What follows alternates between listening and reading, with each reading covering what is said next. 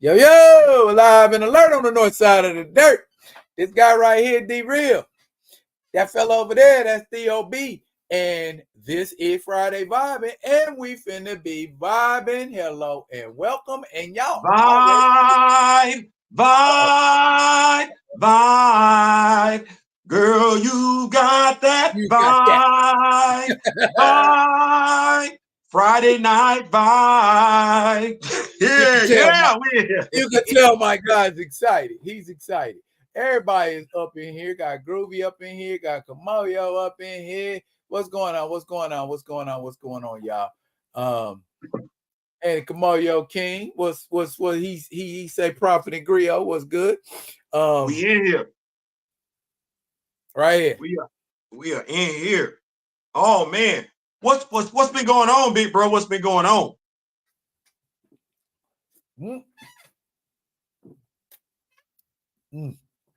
I drank that beer wrong.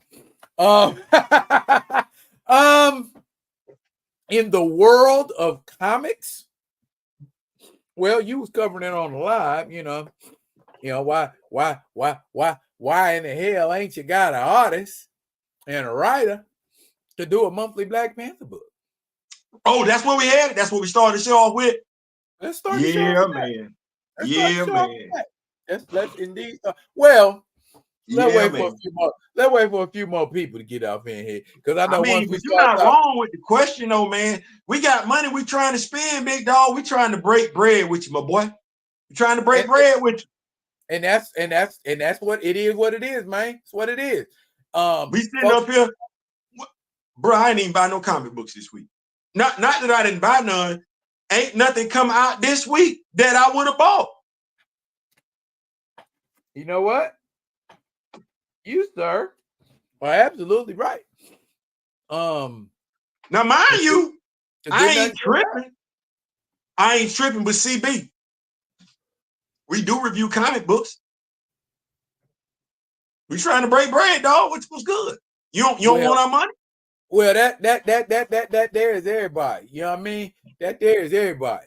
You know, we all trying to get our little portion, and or he knows, CB knows that. Well, I talk select Marvel comics. Yeah, you know what I'm saying? Like, bro. You know we out here in these streets. He know we out here in these streets. He know we out here in these streets. Like, Mario asked me how I'm feeling. I'm feeling pretty good, man. This is what happened. I don't know. I didn't tell you that, Theo. What's that? Monday, no. On Monday, Labor Day, I don't know what it was. I think it was children. Let me just say this. If you don't have children are walking fucking petri dishes. All right. They are a walking damn germ fest, my guy. Straight up. I don't know how they get these special germs or why they get these, but last week my daughter had a fever of 100. And then the next day after that, she's fine. Now, come Labor Day, I start getting a little scratchy in my throat. And then next thing I know, I got the same shit she had. You know what I'm saying? And Tuesday I was doing videos. But if you watch them videos I did on Tuesday, you can hear the and all of that in my voice. You know what I'm saying? But I'm trying to, I'm die hard. Yeah. Ain't no day off on YouTube. You know what I'm saying? I'm trying to, get it in. But man, that shit hit me and I had to sit down. You know what I'm saying? Wednesday, I was just like, nope, I ain't gonna do it. I stayed in the bed. I took some meds.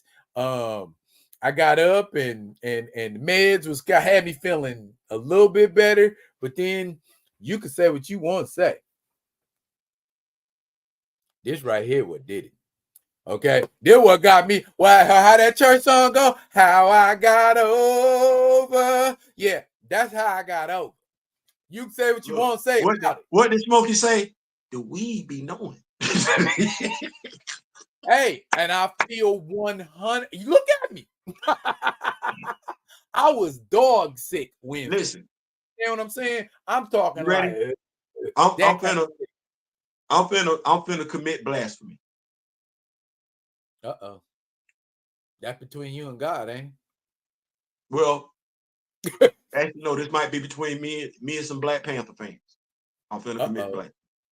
Uh-oh. T'Challa be speaking to the ancestors, right? Uh-huh. And me and you have looked at the heart-shaped herb. We've seen how it looks. Uh-huh. And we understand that vibranium is from outer space. I'm of the mindset, now I could be wrong, but when I look back at history, just world history, I have my own beliefs. I believe that when the Native Americans was using the peace pipe, I believe there was some blood in the peace pipe. And I believe when they would say that they would go in their teepee and wrap themselves up in some stuff and close the teepee. Well, in today's modern language, we call that hot boxing. Hot boxing. that was hot boxing all day. that ain't no bad for me. That's facts.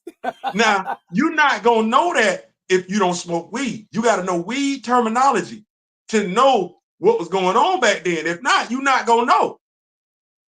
I'm of the mindset. Now, I'm finna commit Marvel Comics blasphemy as well, because folks' grandchildren might be like, I don't appreciate you talking about my grandfather like that. I'm of the mindset certain grandfathers used marijuana, and here's why. I believe the heart-shaped herb is a mutated marijuana leaf that was affected by vibranium. That's what I believe. I believe marijuana was in Wakanda. The vibranium came, and like it does with other stuff, it mutated said marijuana leaf into a heart-shaped herb. Heart-shaped herb. So when you ingest it, because I don't know what would happen if you rub marijuana all over your body, but I do know if you ingest it. I know what happened. So you ain't finna go jumping on no motherfucking rooftops. That's for sure. So I'm of the mindset that what that is right there, that's I know Black Panther fans like, Theo, you wrong as hell. Am I? Am I? Am I really? Am I really? Because does he not close his eyes and see himself in the desire? Have you never been high before? Dumb high. You ain't asking me that. No. And mind you, what do? Soon as he ingested, they cover him up and make him warm. They hotbox that damn dude. Hey, that might be a new name for a strain. Now watch this. I ain't never drunk marijuana, THC before, but it's purple. Okay. Purple haze. It's purple. Yeah.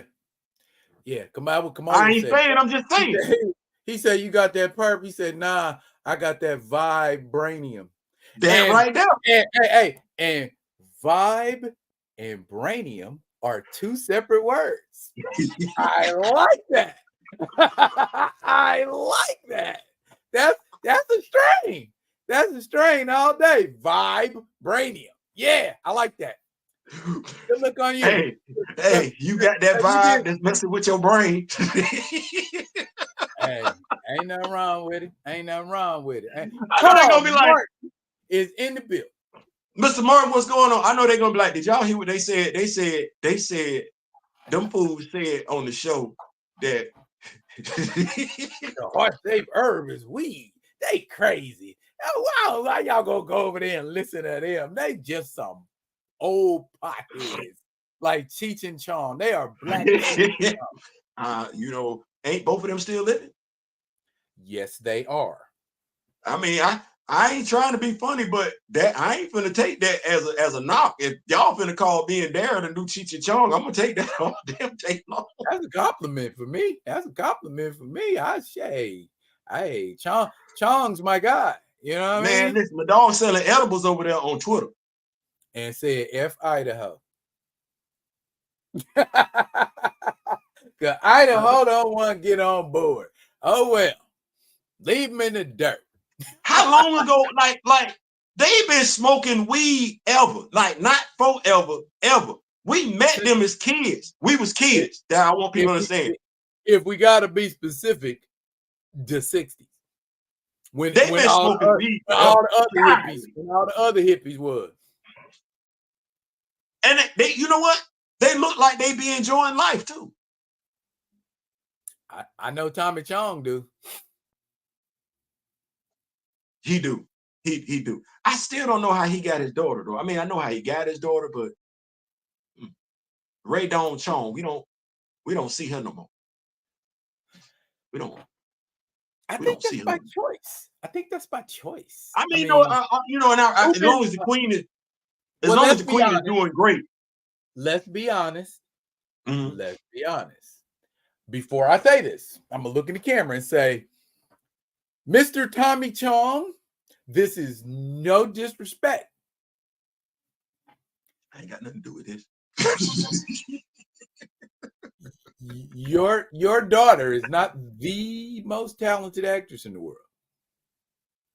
Oh, we was looking. That's what I was supposed to be looking at. I just was looking at. She's just a track. I wasn't focused on her. I was looking at talent. Name a movie you saw her in where you was like, I enjoyed that. I don't necessarily know that's fair because I mean, what? How is that not fair? Because I'm having a hard time thinking of the movie she was in.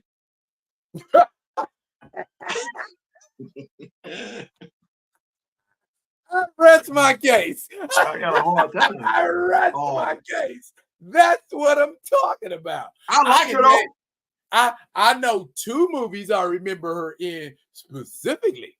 What's that? Quest for Fire and The Color Purple. You know what? She was in The Color Purple, and she did her doggone thing in The Color Purple. She wasn't she got knocked in her mouth. Then she got it was. She still made the character in The Color Purple. She did. She did what they required of her to do. She did. I like Ray. I like me Ray Dawn Chong. Okay. And and Black Panther brought up another. Welcome, Black Panther, by the way. Commando. She was in Commando with Arnold Schwarzenegger. Now you know I don't really. You don't fool with Arnold. I don't. So in the 1980s, you telling me you wasn't watching Arnold Schwarzenegger movies? I'm just saying I ain't never. You know what? To me, his best movies to me are. Please don't say Kindergarten Cop and no shit like that. I will not. Just stop that. Not doing that. Okay. The movie where his son wanted the action figure. Jingle All the Way? Well, the reason why I prefer those movies is because it's hard for me to take him seriously as an action hero. Because they always want to make him an American action hero. And damn it, no. Listen to this damn dude. He ain't American worth a damn. Stop that. So in other movies, I didn't mention Kindergarten Cop because to me, it's a comedy. But it didn't do nothing for me. But Jingle All the Way and Last Action Hero. Okay. That was an action movie. It was, but comedic chops.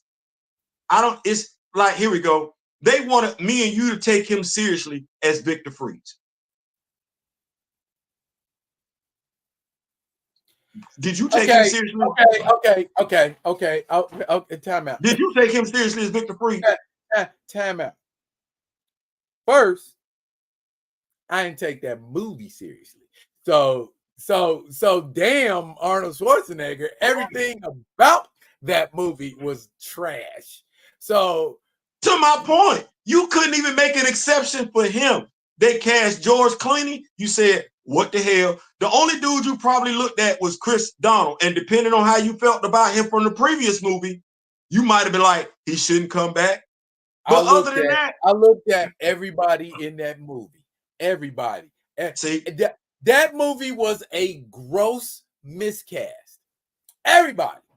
Why you just come out and say it? No, it wasn't a gross miscast. Alicia Silverstone as Batgirl. It wasn't a gross miscast. It was a gross miscarriage of filmmaking. Wasn't this miscast? Every damn thing about that movie was wrong. Wrong. I don't. Yeah, but George Clooney. Oh, okay, I'll take it back. The guy that played Alfred. That's it. That's all I can. And then I felt like the guy playing Commissioner Gordon was trying to be like Commissioner Gordon in the Batman TV series. Well, I mean, if that's all you had to go off of, you ain't reading no comic book. Exactly, because that's who they was catering to. So, yeah, but I mean, I don't take Arnold Schwarzenegger seriously. Like, I can't. Like, even like the whole aliens thing. I know people like Theo. You didn't like him in Aliens. That's not what I said. I said it's Predator. That's not what I said. It's hard for me to take him seriously. Any movie Arnold Schwarzenegger is in, I'm almost ready to laugh before I'm about to do something else. Get mad, shed or tear. This is what Camellia say about Batman and Robin. Nobody took that movie. Look, that movie seriously. That movie almost. Watch this. Ready? Or as my homie Chris like to say, Alicia Keys. If not for Blade, Wesley Snipes, that movie killed the human. That movie would have killed the superhero genre. I wish it would have killed the Batman genre. Now hold on. Now wait a minute. Wait a minute. Wait a minute. Now hold on. I like Batman, but hold on, man. Hold on. You got 8 bajillion characters in DC. Why in the do y'all keep making Batman movies? Why? Because they know it. Because it's safe. Oh, there you go. So, Theo, did you take Arnold seriously as Conan? Yes, because of the role he was playing. Okay. So as long as he's not playing an American guy. I know what they want to do, and I know what he wants. It don't work. You know what? Dude, and which is crazy because he say he has a perfect American accent. He just doesn't use it. What? When? He was on somebody's late night show several years ago. And you got a perfect American accent, but you don't use it, and you was the governor of California? No. Yep. That's what he said. I'm just telling you what dude said. I'm calling cap. You're lying, Arnold. But let me ask you a question, because I've always been curious. How is it even possible for him to be in America that long and that accent still be that thick? I don't think that. Ask Antonio Banderas. No, because I don't think Antonio Banderas ain't the governor. No, what I'm saying is, I think Antonio Banderas is different. I think he spends a lot of time at home where he from. No, he don't. So, man, these cats lying. Bro, there ain't no way, bro. Me and you, if you got an accent where you at, if you move down where I'm at, bro, and I move where you at, they gonna be like, man, why you talk like that? It's gonna be some months. Our lingo, our language, our dialect is gonna change to where we at. And it's gonna be subconscious. I worked with a woman for 7 years who was from Hungary. The birthplace of paprika. You know why I know that?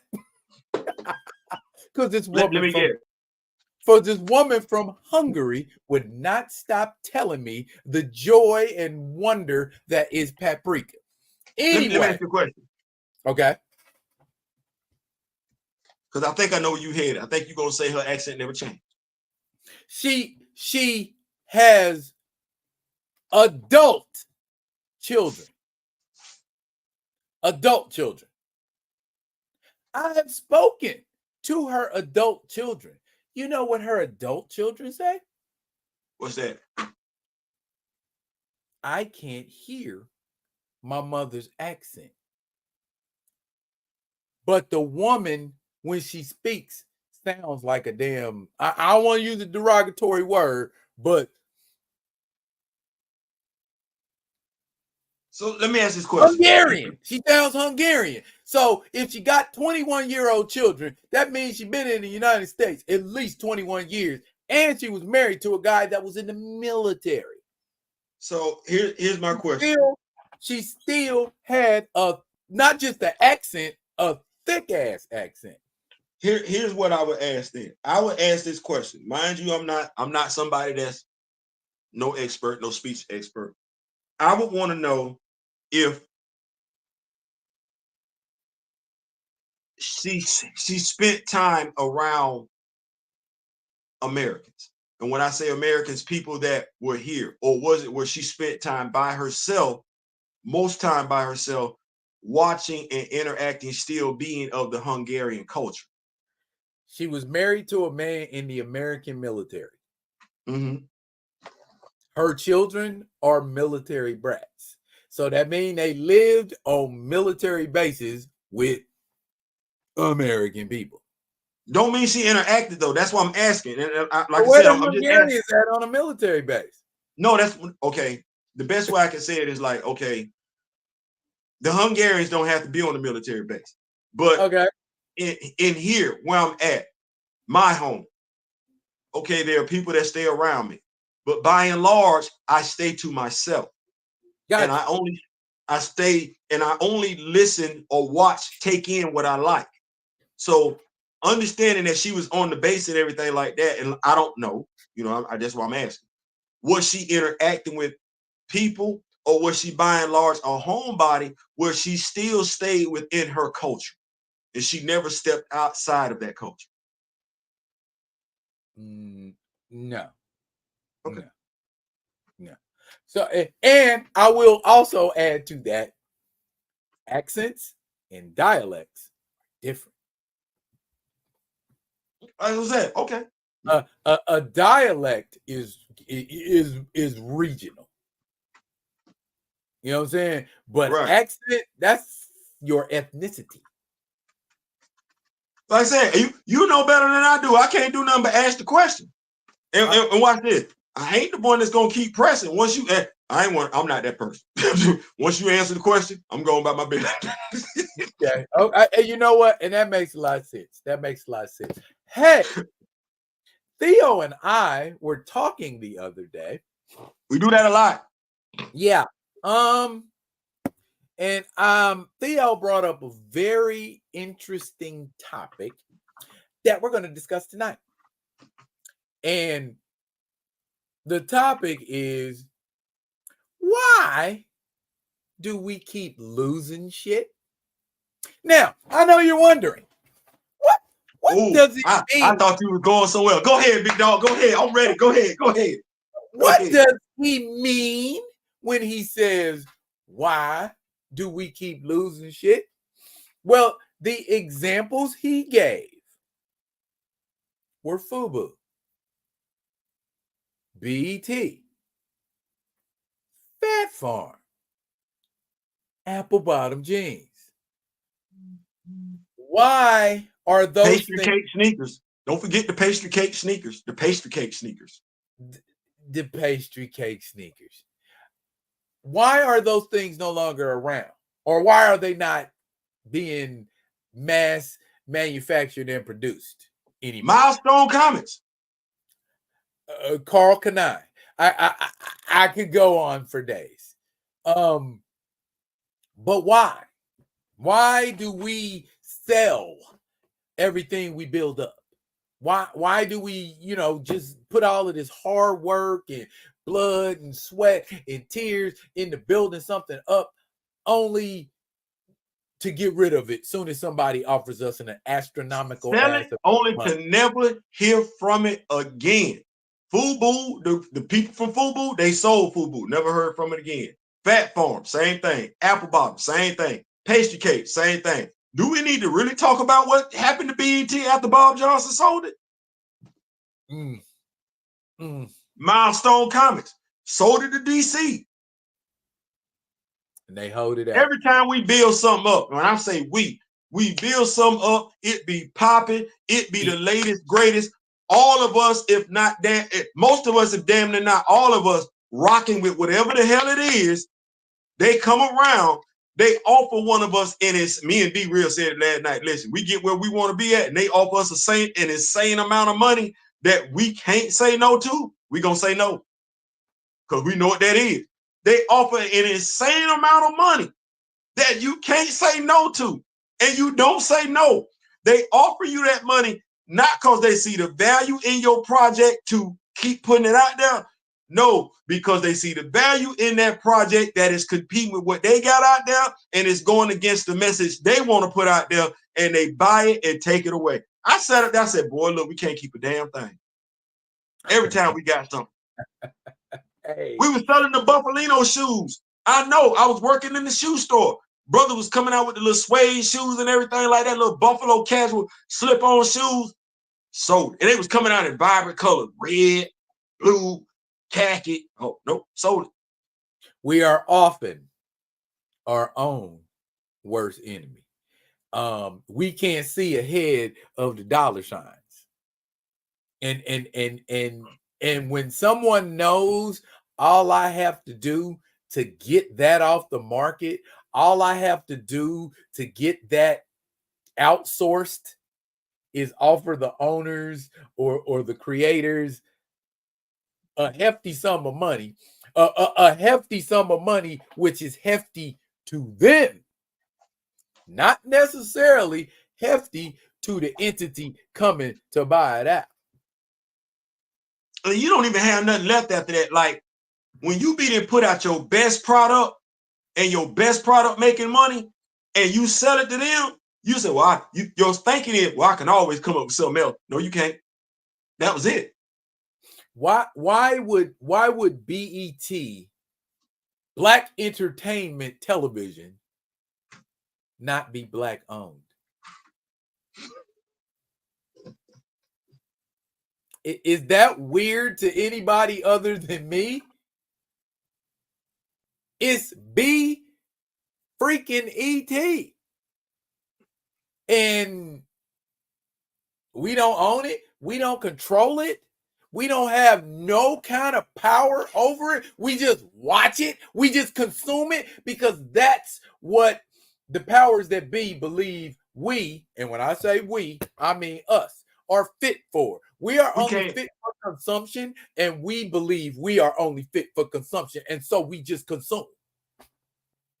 You remember when Nelly came out and said, I'm coming out with these jeans because our women, the jeans don't fit them right. And I'm sitting up here saying, he got a point. You could always tell the sister who had her jeans tailored by her waist because that one belt loop in the back, the middle, was always at an angle. Like, oh, she had to get her jeans tailored. So now you sit up here and say, oh, now we got, boy, look, that was the telltale sign. I pictured it when you said it. I pictured it when you said it. Yeah, hey, member of the FBI, female body inspectors, yes, been checking since the 1980s. Hell yeah. So it was like, okay, so damn, you thinking about the sisters, you got some jeans for them, you sold it. We can't even get, you want some damn apple bottom jeans that I don't even think they make them like that. You got to go to the discount store to get them. I'm like, damn, dog, for real. Yeah. Mr. YouTube, what he has a nickel or two to add. Good topic. These big companies are only trying to destabilize the competition. Ding, ding, ding. Take, for example, Comixology. Good example. They sold it to Amazon, and now Comixology is a shell of it is. I don't even fool with it no more. You know what I'm saying? It's one of them things where it's like YouTube. That's a good point. We talk about, you know, representation and imagery and everything like that, and we've mentioned it before. Talked about Black creators, Black comments, and everything, especially Milestone. You would have thought that when DC bought Milestone, you would be like, oh, It's gonna take off. No. You can't even get. We sit up here and talk about Black Panther. T'Challa can't get a run. Oh hell, Icon can't get a run. Static can't get a run. Static was Miles before Miles and can't get a damn run. Icon, Static, and Hardware, not to mention the Blood Syndicate. With Rocket, we going all got back shelf. All got back shelf. I mean, we talk about at its height, you had a whole TV show. Can't even get the action figures for him. Tom McFarlane is the one doing the action figures. They did one based on They did a static. They did a static. And did they ever do an Icon though? No, I haven't seen Icon. Now, other than the custom I got, I haven't seen an Icon figure. Folks don't understand when we be talking like, okay, well, we don't rep it like we talk about it. We don't rep it like we talk about it. Like there should be, okay, well, damn, what's going on with Icon? What's going on with Rocket? Why are they on the back shelf like that? You know, but the thing is, we sit out here and I'm saying we, because I'm part of that field, we capping for the Justice League. Robert Grayson. I like Robert Grayson. I like Nightwing. Okay, but where my other folks at? And stop offering me up the dude that's 1/3 a man. I don't want that. Stop selling me that. Stop selling me that. that ain't ever worked for me. It ain't. Where my brothers at? Where Vixen at?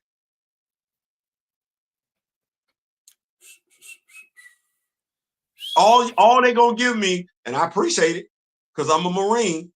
But the only black character we look at from DC that we get on a consistent basis is John Stewart. And he's becoming a bit of a token. And we don't want him to be a token. So why can't Black Lightning and Jason Rush Firestorm and Vixen, and they got enough black superheroes over at DC where they could have an all black Justice League squad? And I ain't talking Convergence. You could have an all black Justice League squad and it wouldn't take no effort at all. You got black Flashes, you got black Superman, you got black Batman, not to mention your black lightning based characters. Watch this. You got black Mr. Miracles. You got black Green Lanterns, plural, more than one. I think it goes back to it, and this is one of the things, and I've been doing a lot of thinking about this lately, because I don't believe in complaining and spending my time needlessly, if you will. Marvel and DC, they do have a minority issue. They do. Now, the thing is, it's not enough. I don't feel like it's enough of us. And when I say enough of us, regardless of the content creator's race, gender, sexual orientation, if it is what it is, we should be able to speak on it. And it's not because some of us are self-serving. There is a problem. There is a deep Jefferson Pierce and John Stewart. The comic book story about their relationship should have been told when Arrow was on the air. And this is where I look at years going by where we're not being effective as comic book fans or as a people, black people. We're not pushing that needle forward. As comic book fans, we're not pushing that needle forward. We're literally looking at, before we get significant storytelling about Black Panther, him and Aurora being married, stories with Jefferson Pierce and John Stewart, their brother-in-laws. We're looking at really not getting those stories until after me and Daryl gone. Oh, and when I'm saying that, I'm not saying me and you leaving today or tomorrow. I'm talking 30, 40 years down the road. If we're looking at how comics progress based on the people they keep having in the editorial room, it won't move. It's moving at a snail's pace. And mind you, I don't get it, because it's like you're doing this deliberately. If I look at the editors, and I look at the comic book fans, the criticisms for comic book fans by and large are the same. Stop throwing out these brand new damn characters don't nobody give a damn about. Stop changing damn characters just to fit your damn narrative. Like it's the same damn thing, regardless of who you talk, regardless of who you live. They're all saying the same thing. And you're steadily watching the editor-in-chief. Who are you listening to? Like, you're the editor-in-chief of a comic book company where you literally have people that go to comic book stores every Wednesday to buy your product where you can interact with. You have letter pages that are coming in. It's almost to this point, they're doing what they want to do as opposed to doing what the fans are asking them to do. Folks that are willing to spend money. I'm sorry it took too long for me to get to that point, but well, this is Friday Vibing with D-Real and Theo B. So Theo B can get a dissertation every now and then on a topic. Why not? Let Greg write that book. Yeah, let Greg write that book. Matter of fact, Greg was writing that book for a little while. Did you see? Wait. Did you see what the missus just said? She said, howdy, it's 15 people in here and only 6 likes. Go like, damn it. I put it up. Yeah, I put it up.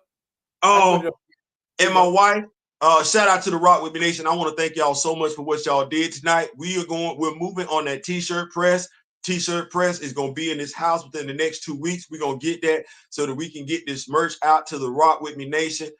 She said it was 140. It's down to 100 right now. So that's all we got to put on it. I told her, I said, we're not going to know unless we ask. So shout out to those that contributed. We're going to make it do. And what I would do is this. To those that contributed, whatever you contributed will be what comes off of your merch. I think that's fair. So when we get things up and popping, whatever you contributed to the t-shirt press, whatever the price is of the merch and everything like that, that's gonna come off. So if you threw in $5 and the merch is $5, guess what? You ain't paying for nothing, not even shipping and handling. So we're gonna make it do what it's gonna do. Juju in the building. Hold on. The missus want to chime in. She want to chime in. She want to say, throw some words. Rock With Me Nation fam. So everybody that has contributed to us getting that t-shirt press, I need you to either give it to Theo or Brother D-Real, but I will get it. I will do custom orders for you. I will do a custom order, something that nobody else will have.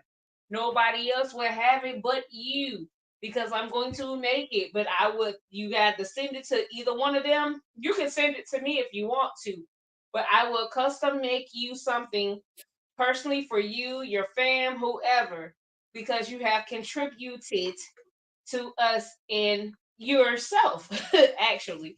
So I'm coming in. And I'm saying that because I'm going to do that. And I'm a woman of my word. So love y'all. Let me know what you want.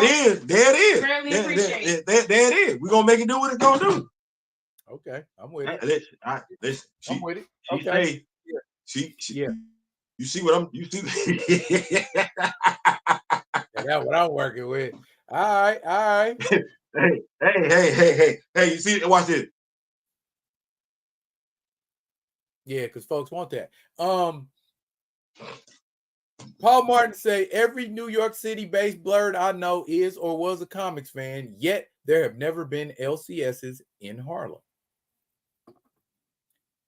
And Juju said, I grew up in Harlem, and that's a fact. Your eyeballs are squinting, Theo. Are you thinking something different, sir? No, I know I went to the comic book store in Manhattan back when Mom was alive and everything like that. How is that even possible? There's no comic book store in Harlem. You know how it's possible. You know exactly how it's possible. If you can't get a damn cab to Harlem, what make you think you're gonna get a comic book store up there? God, that's sad. Just a thought. That's sad. You know, can I say this? Can I say this? You can say whatever you want to say. Your name's on the show. Comic books were my introduction to, you know, right and wrong, good versus evil. Okay. What that is. You know, good is supposed to triumph over evil. You know, and the comic books were piggybacking lessons that I was being taught by my grandparents, my parents, my mom, my aunt, and school. You know, don't lie, don't steal, tell the truth.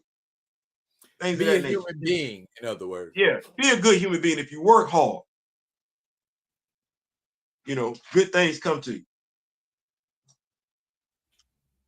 When did that become a lie? It didn't. And the reason why I asked this question,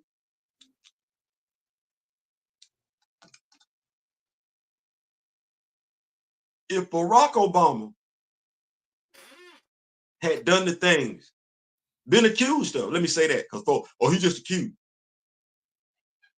The same things that Donald Trump got going on, if we just flipped their life around and Barack Obama was Donald Trump, I couldn't stand the ground that Barack Obama walked on. He would be an immoral person. But now my question, because see, my moral compass is right there. It don't move. My moral compass don't shift based on when the wind shifts. My moral compass ain't aligned with a political party. It's right or wrong. Truth, justice. The American way. I don't believe there's one damn Republican could tell me they would vote for Barack Obama if he had the same cloud hanging over his head as Donald Trump. And that, honestly, they should be able to say. They find a way to make sure he couldn't run if he had felony convictions. The thing is, though, if I look in the face of any Republican, their answer should be consistent. And the fact that I'm not gonna say, I'm saying the MAGA members. I'm sorry. I'm not gonna lump Republicans and MAGA members in the same breath. I'm not gonna do that. But to MAGA members, because you cannot keep it morally consistent, I'm finna say something that's gonna sound absolutely deplorable. It makes me want to spit in your face. I'm that disgusted by their behavior, their conduct. I want to spit in their face. I want to send them to Guantanamo Bay, Cuba, and I want to get rid of their American citizenship and get them completely and utterly the hell up out this damn country. Because right is right and wrong is wrong. We are on a dangerous precipice when we sitting up here and we making allowances for wrong. The judge said, I'm gonna wait until after the presidential election for what? You think it's gonna be easier and then I won't have to do nothing. What are you doing? Because there's no way in hell Daryl and I could do the same damn things Donald Trump did, and see, that's where I'm at. Right is right and wrong is wrong. There's no American that's low income or mid-income that could do what Donald Trump did and there are very few Americans that are high income that could do what this man did, been accused of, and still be afforded the look. Even those who are stupid enough to vote for his ass, they locked y'all up a long damn time ago and threw away the damn key. Right is right and wrong is wrong. Those who are for this nonsense, I said it here, I can say it to their face and probably back it up with the appropriate action. It makes me want to spit in your face because what you're doing is not American. It's disgusting. It is just as disgusting as that wet, slimy, warm glob of spit that I got in my mouth for y'all. And I believe in saying it for what it is. No, that's exactly what I want to do. Okay, I'm sorry. I'm going to shift gears here. Because the last couple of topics have been a bit terse. I'm sorry. But I love my country. You know what it is? What now? We don't hear enough of us saying we love our country. We hear more than enough of us saying it's a white issue, it's a black issue, it's a racist issue, it's a religious issue, it's a sex. We don't have enough of us saying we love our country and taking ownership of America. We just sit back and say America is spelled with 3 Ks. Or I do you one better. My love for America should not have anything to do with a political party. My love for America should not be measured in whether or not I fuck with elephants or donkeys. My love for America, wasn't nobody asking me when I was if I was a Democrat or a Republican when I was out there dragging motherfuckers out the dirt with bullets flying over my fucking head. Before you took the oath, big dog, did they ask you was you Republican or Democrat? Hell no. Wait, okay. I got some more questions. Did they ask you if you identified as a male or female? Hell no. Did they ask you whether or not you was, watch this, Muslim, Pentecostal, Southern Baptist, or Jewish? Did they ask you any of that, big dog? They didn't ask me none of that shit. All they asked you is, do you take this oath to protect this country against all enemies, foreign and domestic? Yes or no? Yeah. Well, me, and about 20 other cats stood in a room at the same time at the map station and did it. So yeah. Which is ironic in and of itself, because you know what we can't say? We can't say we can't say the dude that got so much bad stuff to say. If America is so damn bad, get your ass out. Take your ass to Russia. Australia, if America is that damn bad, you don't like America, take you and your damn friends and get the hell on up out of our damn country.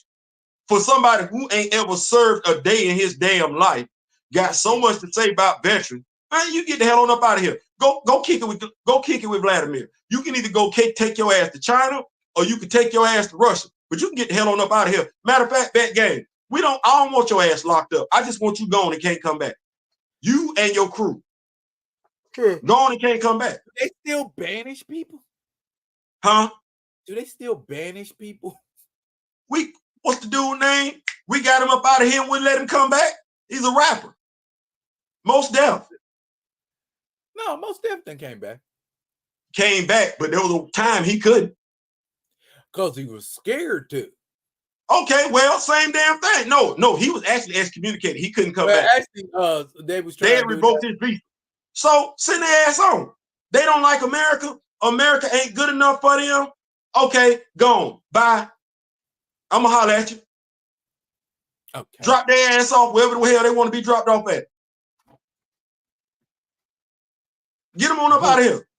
I like that. Paul Martin hates Trump. He be bombing on it. The Orange Fool said, "Fire the sons of bitches" about kneeling during the anthem, but the POS is selling flags with his name on it. Listen, I like talking like this because I want more brothers and sisters to talk like this. Can I just do a PSA real quick? Go ahead, big dog. Okay. No offense to Captain America. How many people know it is disrespectful to wear an image of a flag or to wear flag-colored clothing? But every fucking 4th of July, know what you're talking about before you start talking. That's what I say to people sometimes. Here's who not gonna do it. And I think I can say this with absolute certainty. Everybody that served or is close to someone that served, they don't dress in that American flag. you feel like you got to put on for the gram because you didn't put on for the military. So you feel like, oh, this is how I show my love to America. I got to drape myself in the flag. No, go put on that damn uniform. Let that be what that's gonna be. If you want to, that, because that don't do nothing for me. As somebody who was of the color guard, burial detail, in the few and the proud, oh, every time somebody wears an American flag, I'm in my feelings because I had to fold it up and present it to somebody's spouse. Something that Donald Trump doesn't know a damn thing about. He didn't even call the woman whose husband took a dirt nap when the dude tried to take his life. Speaking of Donald Trump, if immigrants, quote, poison the blood of America, why did that fool marry 3 of them? He say immigrants poison the blood of America? That's what he said. Well, hold on. His grandparents are German immigrants, so the poisoning started right there. His wives. Watch this. Somebody might look at me and say, Theo, you shouldn't go there. Well, if we went to war with you, why did I allow any citizen from there to come here? I just went to war with you. You don't like me. I don't like you. Our belief systems don't line up. As Americans, I got Jewish people in America. I got black people in America. 2 ethnic groups, races, German folks historically don't vibe with. So why did I let you over here? You got a whole damn country you can stay in. So we could take the dude that, like Adolf Hitler, drop his ass back off in Germany, let him get in where he fit in, revoke his American citizenship, him, his entire damn family, and his cult followers, and they can be happy over there. Yes, the flag weirdos do pop out on the 4th of July, Kamoya. I see them all the time, and I just shake my head. Shake my head. Speaking of the 4th of July, people like to eat chicken on the 4th of July. Nice segue, huh? Okay. Now, ladies and gentlemen, how many of us enjoy chicken wings?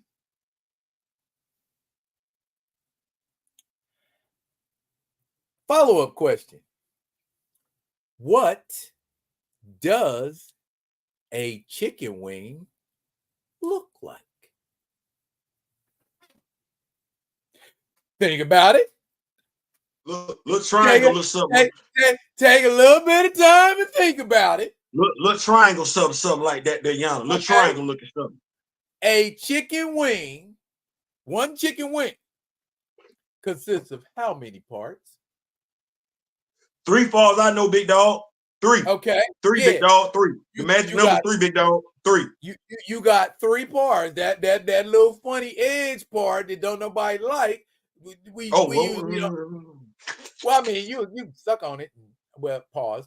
But you do that. Okay. Now, why are we, as American citizens, and anywhere else they serve chicken wings, paying full price for half a wing?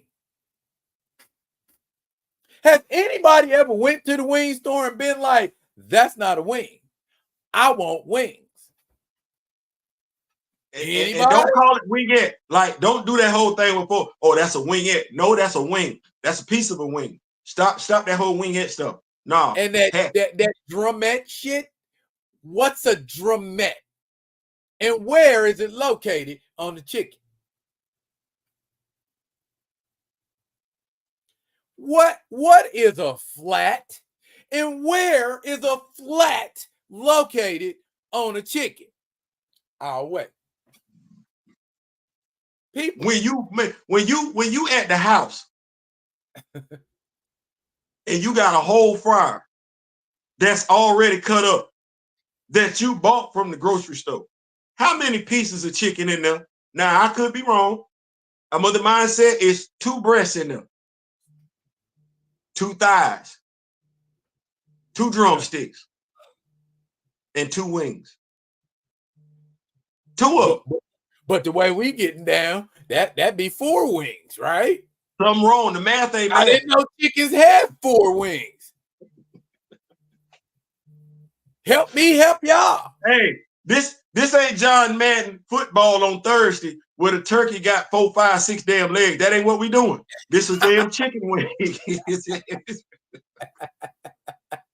It's one. It's one. What are we doing? What matter of fact, damn, what are we doing? Watch this. Big bro, me and you go to Popeyes. Uh-huh. I order you a 2-piece white. Okay. With some fries. Right. And a biscuit. And a biscuit. Okay. All right. What 2 pieces of chicken are you expecting in that box? I ordered you a 2-piece white. That would be a wing and a breast, right? A wing and a breast. Now, that breast, is that going to be a big piece of chicken? I am famously known for a poem called Big Piece of Chicken. Okay. And yes, absolutely a breast. Front or center breast. That wing, when you get it, you open up your box, the aroma hit your nose and everything like that. You looking buttermilk biscuit, it's nice golden brown and everything like that. You see your cup of coleslaw. You got your fries right there. For sure. How does that wing look? Can you give me some physical description of the wing? That wing, as we discussed earlier, consists of 3 pieces. Those 3 pieces are what we popularly call drumettes and flats, and that funny little gnarly part that Theo likes. Okay, now, same restaurant, Popeye. Okay. Right. I get you a 10-piece wing box. That's what you said you wanted. Okay. When you open up that box, 10-piece wing that you asked for, that I bought because you wanted it. All right. When you open up that box, is it 10 wings in there? Or is it more like 5? It ain't 10 wings in there. It ain't. It's 5 amputated wings. Now, my question to you, because it's the same damn restaurant. It is the same damn restaurant. How is the restaurant selling us a 2-piece white and giving us a whole ass wing? But when they give us the 10-piece wing box, they only giving us 5 wings. That's not 10. Gotcha.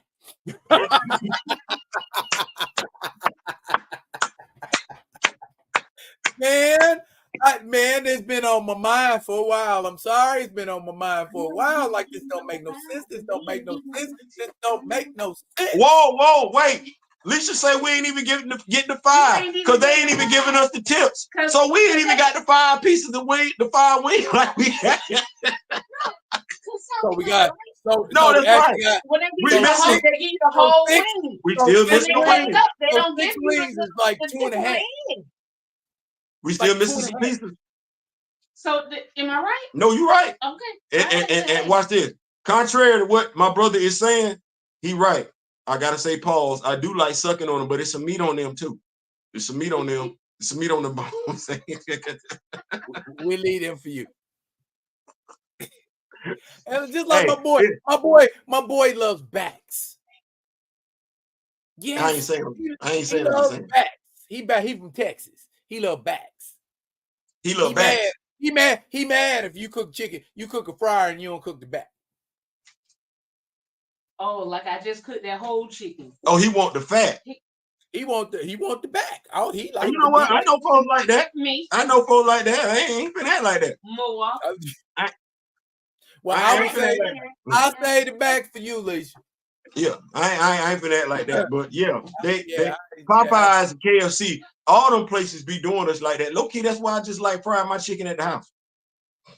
Hey, And there you go. I'm still here, big dog.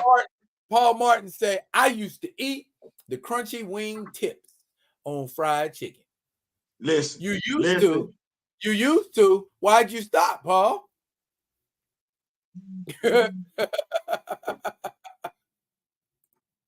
And here come Kamayo with the technicals. From your shoulder to the elbow is the drum. From your elbow to your wrist is the flat. Your hand is the tip. That's how wings are broken down. So they say screw the they say screw the fingers and just give you the forearm and humors. Listen, ain't nothing like some good That's fried. wrong. You know, people might try and make me feel bad about it. Might try and make us feel bad. But I think we can safely agree that there's nothing like some good fried chicken and a cold slice of watermelon on a hot summer day. Oh goodness. Okay. Yeah. Got me thinking some things. Paul Martin said he don't eat fried food anymore. Good look on you, sir. Very good look on you. I mean, as much as I can for you, Mr. Martin. I mean, as much fried food as I can for you. Well, I wish there was somebody we could write to, talk to, just make them pay more attention when it comes to chicken wings. I'm gonna tell you what we do. What do we do? Stop boycott wings? No, that won't work. Well, I mean, we say that, but we doing that over here with y'all gonna keep me okay. Well, we don't want them no more. Consumers drive the market, and I think consumers forget how much power they have. They feel like they have to just settle for stuff. No, we consumers. We control the market. And can't nobody tell me nothing if one dude can sit around and say, I ain't drinking new Coke. You not? No, I don't want that. And then a whole bunch of other folks say, we ain't drinking it either. Catch a fire. I don't, if that worked, and this was before social media. Computers wasn't what computers are now. That ain't what that is. Dude sat up there and said, I don't want that. Made national headlines. Everybody jumped in. Well, you ain't even got the new formula Coke on the market no more. Y'all, if you came after Generation X, you don't even know what the new formula tastes like. You don't have no recollection of it. And it didn't last very long either. That shit was in and out. That's why I sit up here. I'd be like, if one person can get $1 billion corporation to reverse course on a soft drink, how you finna tell me I can't do it in regards to the fictional character? We get the soft drink every damn day. We get the fictional character, once a month, if that, in the own comic, and I can't control that market? Control is control. You know, at some point, I want to get my boy Kokai back on here because he has been doing a anti-racism class. He's actually teaching people how, different anti-racism techniques and how to engage and deal with racists. And I would love to have him on the show and have him talk about that. You think that'd be something interesting? Okay. You get him on the show, we pub it for a week. You get him on the show, we pub it for a week. Okay. That's because we got folks out. I just have to catch him in between because he's up in Oregon. Gotcha. Well, so he putting his money where his mouth is if he doing anti-racism up in Oregon. Well, we need folks like him because we got Ocho, whatever his name is, out here speaking for us. And it's like, no, I don't. You can't. You can't, because you're not thinking about what's coming out your mouth. You're just talking. And I don't, we got too many of us out here now that's not thinking and just talking. And we need, now, you know what? Let me ask, matter of fact, speaking of thinking and not talking, I'm gonna say talking and not thinking. Let me ask you a question. Uh-huh. Want to get your take on something. Now, I consider you to be more mature than me, more wiser than me. I do. It's just I know who I am. Some days. I know who I am. Okay. Fair enough. I know who I am. I'm honest with me. I ain't no lies about me. I know me. So I want to get your take on something. Okay. So I said, I think the last lie that I did that, you know, Dr. Umar Johnson, him and D-Real Hughley, they got this challenge thing going on in regards to a debate.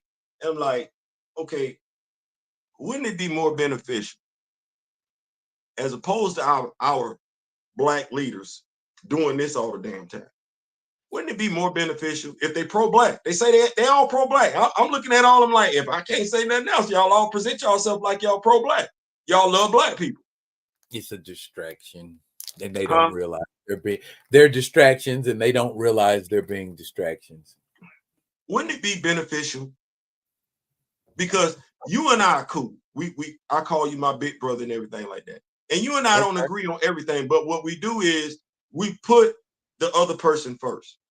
Like, if I think I'm gonna say something that might offend you, might harm you, let me holler at you first. Let me put you first before I put that out there. So if you and I think is Black representation, Black imagery, Black Panther. We keep as you say, keep the main thing the main thing. Yes, sir. Wouldn't it be more beneficial if I got to throw up the quotes again, if our Black leaders got together in one room, especially the way they're talking now during this voting season this year, if they got together in a room, and I think you said this off the book, and started planning for 2028. Yeah. Wouldn't that be more beneficial to Black people if our Black leaders did that as opposed to butting heads, not moving the damn needle in public? Because it seemed to me like what they're fighting about is who should be listened to. Well, we hear all y'all. Some of your points are valid. We don't necessarily like what we hear. Right. Some of your points are valid. Some of y'all points are invalid. Why don't y'all sit down in a room? Since y'all have elected yourselves as leaders, because I don't know who said that, but y'all the leaders. That would require someone to humble themselves. Okay, here we go. Well, I got D-Real Hughley, and I got Dr. Umar Johnson. I got the Pan-African Prince, and I got the dude with the GED. Super radical freaking lefty. I got the dude from the GED room. How about instead of y'all, instead of y'all debating one another, because I don't know who that's for. I don't. Hey, damn, one of y'all running for office. I don't know who that's for. How about y'all put y'all head together? Pause. Pause. Pause. And think of ways to get other Black folks beside y'all two together to do something for Black people as a whole. Why don't y'all do that? And here we go, because I don't want to be disrespectful. Dr. Cornel West, yes, you need to be a part of that too. Y'all going back and forth is not moving the damn needle. I'm sorry. That ain't doing nothing. It never has. Cornell need to answer some questions. But regardless. Wait, he ain't answering no questions either. Because let them tell it, Kamala ain't answering no questions. We know Donald is avoiding questions. I got questions. And ain't nobody answering no questions. And I'm like, yeah, let's go ahead and have this. Let's get the debate out of the way. Because I want to see what's what. I know, but I need to see it. You know what I mean? I need to see it in action. And let me just say this, because I'm gonna tag my brother. I'm gonna tag myself in, because my brother said something the other night. And I just want to make sure we clear. I shouldn't have to go above and beyond to find out what your talking points are. I shouldn't have to go above and beyond to find out what your policies are. No, it should be public knowledge, above and beyond public knowledge. It should be above and beyond public websites for me to go to. That, in essence, there needs to be heavy ad rotation. Hey, this is what I stand for. Hey, this is what I like. That should be common knowledge on all forms of media. I pick up a newspaper, it should be right there. I go to Twitter, right there. TikTok, right there. Instagram, right there. Facebook, right there. YouTube, right there. Hell, my email account. I can't lie. Kamala does email the, that's your boy. She do. She emailed the hell out of me. Okay. But watch this. Watch this. Watch this. So does Donald. I know you're like, wait, Theo, you get emails from both sides? Okay. I get emails from both sides. I do. Well, and I sit there and I read both sides' content. Well, I do you one better. What you got, big dog? They text me. Now, how does that work? Watch this. I'm asking a rhetorical question. How does that work? Me and him sitting up here, he get texts from both sides. I get emails from both sides. I done got t-shirt offers and every damn thing. The sneaker offer, the pendant, the pen offer, all that. So well, I tell you this. One side asked me to donate money. The other side didn't. I'ma just leave it like that. Well, I say this. One side wanted me to wear a t-shirt. And the other side wanted me to send some money for some sneakers. Ouch. No. Now I do agree with this one. I do agree with this one. And I think it's Kamoyo, the eye test. We have to ask ourselves some questions. When a billionaire is asking non-billionaire. Supposedly? No, I mean, that's what he say he is. But see, here's the thing. It's not a question of whether or not you and I believe he's a billionaire or not. In a car, I could stand in a garage and call myself a car. What I'm saying is this. It don't matter if me and you feel like he's a billionaire. There are those that do. To those that do feel like he's a billionaire, you got to ask yourself a question, because it's a fair one. Why is a billionaire asking you to help him with his bills?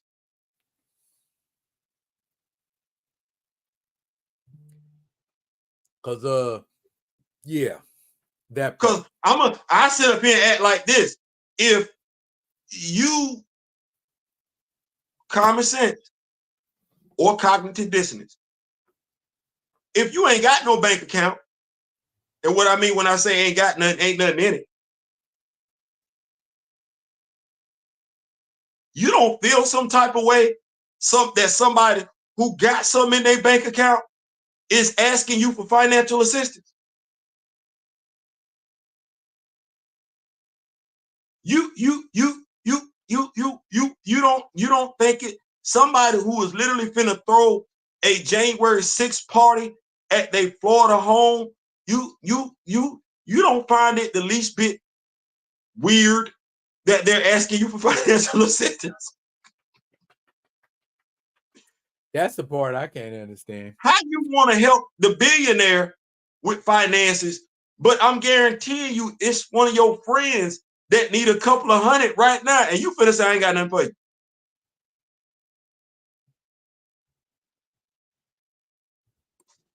I just like asking questions. That I ain't asking. I'm just asking. With Harris, her policies are mostly Biden's. Where they differ is her take on foreign policies, hence Israel wilding out. That is You know what? I'm gonna jump in this. I'm gonna jump in this. You've been jumping all evening. Go for it. We're proud Americans, right? Uh-huh.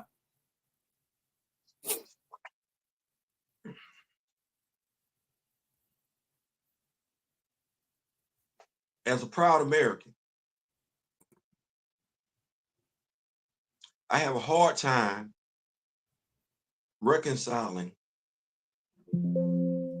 being concerned about another nation's plight when I have Americans right here in this country that are homeless. Come on now.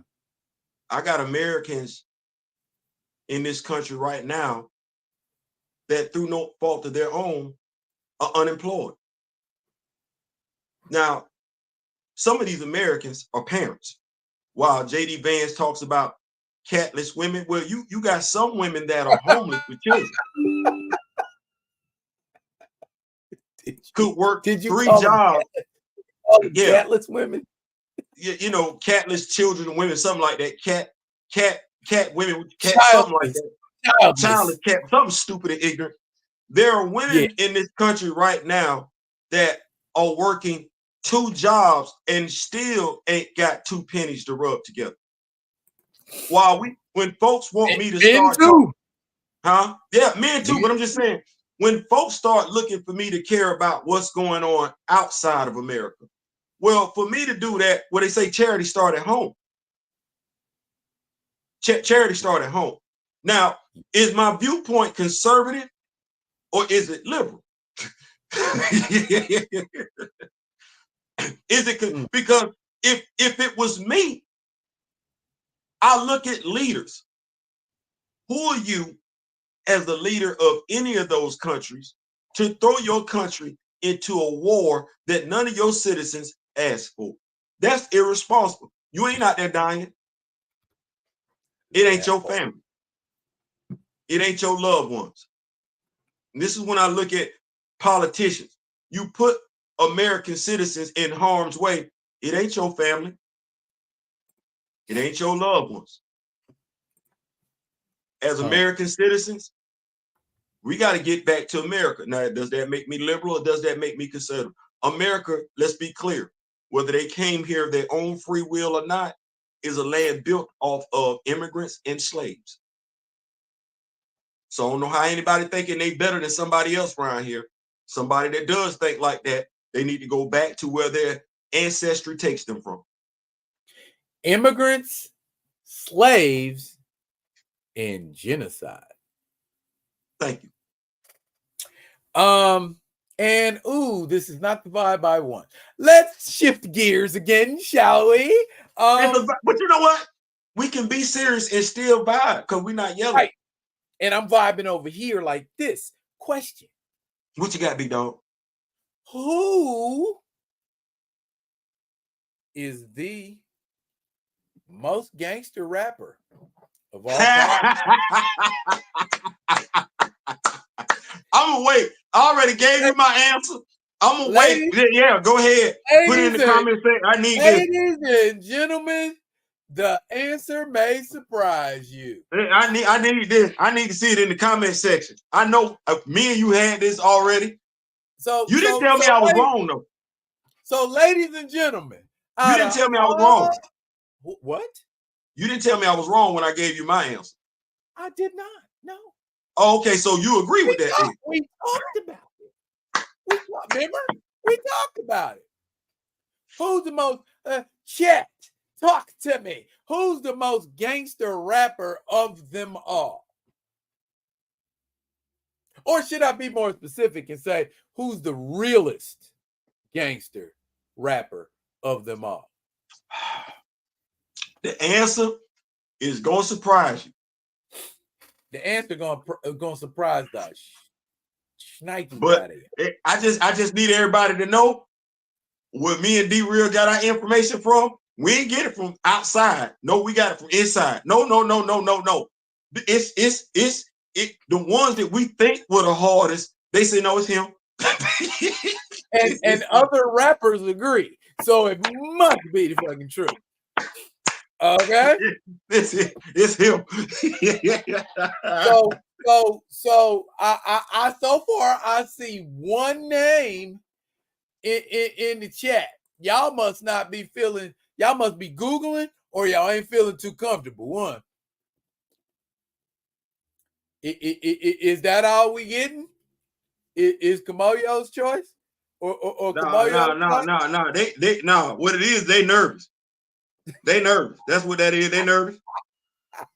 They nervous. It ain't nothing to be nervous about, y'all. Kamoyo said Scarface. It's a Mr. really Martin said he can't. It ain't Scarface. It ain't Scarface. Nah, it's not Scarface, Kamoyo. He did cap for who it was, though. He did.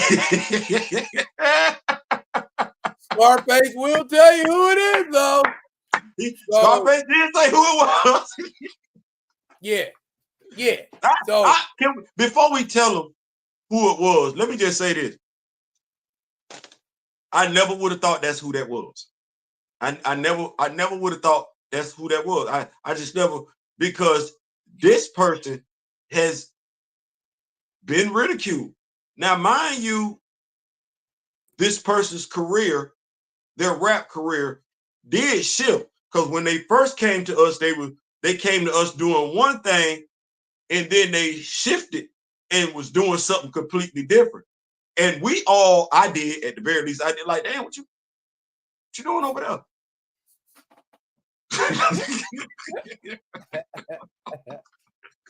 Like, we didn't think he fit in over there. And then next thing you know, the dude like, I'm giving it away now. I'm giving it. It's Hammer. Yeah. Oh, Kamoyo said it's Hammer. Yeah, it's Hammer. Don't nobody won't understand it. Now, how many of y'all knew MC Hammer is the gangster of all gangsters when it comes to rap? I know you're saying Stanley Kirk Burrell out of Oakland, California, bat boy for the Oakland A's, because he looked like Hammer and Hank Aaron, and that's also how he got his name. Well, let me tell you a little something about Oakland. Okay, there is a street on Oakland called High Street, High, High Street. If you go to Oakland right now and you go to High Street, you in the hood. Hammer comes from the hood. Did y'all know that Hammer boxed? Did y'all know that? Golden Gloves. Did you know Hammer boxed? Nobody knew that. Okay. All right. Now, let me mention a name, and some of y'all might run and go Google it. You can if you want to, but I'll tell you what's up with him. The name is Felix Mitchell. Now, for those of you who do not know who Felix Mitchell is, Felix Mitchell was the biggest, not one of the biggest, he was the biggest drug dealer in all of Northern California. When you hear folks bragging about having a direct connect with the Colombians or having a direct connect with the Peruvians, that was Felix Mitchell. And if you listen to a lot of Oakland rappers, you'll hear them mention Felix Mitchell in a lot of their raps. Now, how big was Felix Mitchell? When Felix Mitchell died, and if you think I'm lying, you can go look it up in the Jet archives, because there's a picture of it in Jet magazine.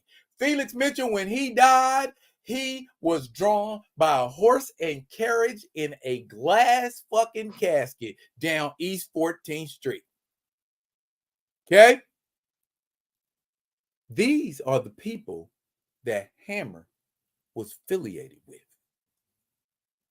Hammer taught us that being a real gangster ain't about talking about it in the music.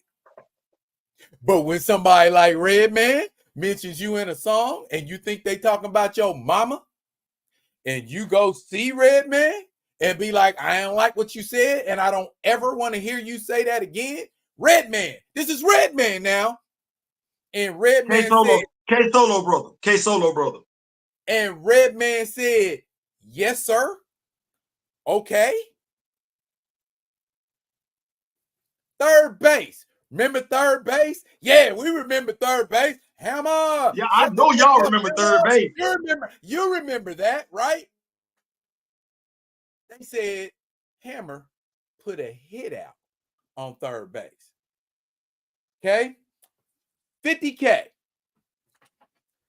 You know what? Too Short came in and said the only thing he didn't believe about the story was the 50K because Hammer ain't got to put no money on your head for your head to get cracked.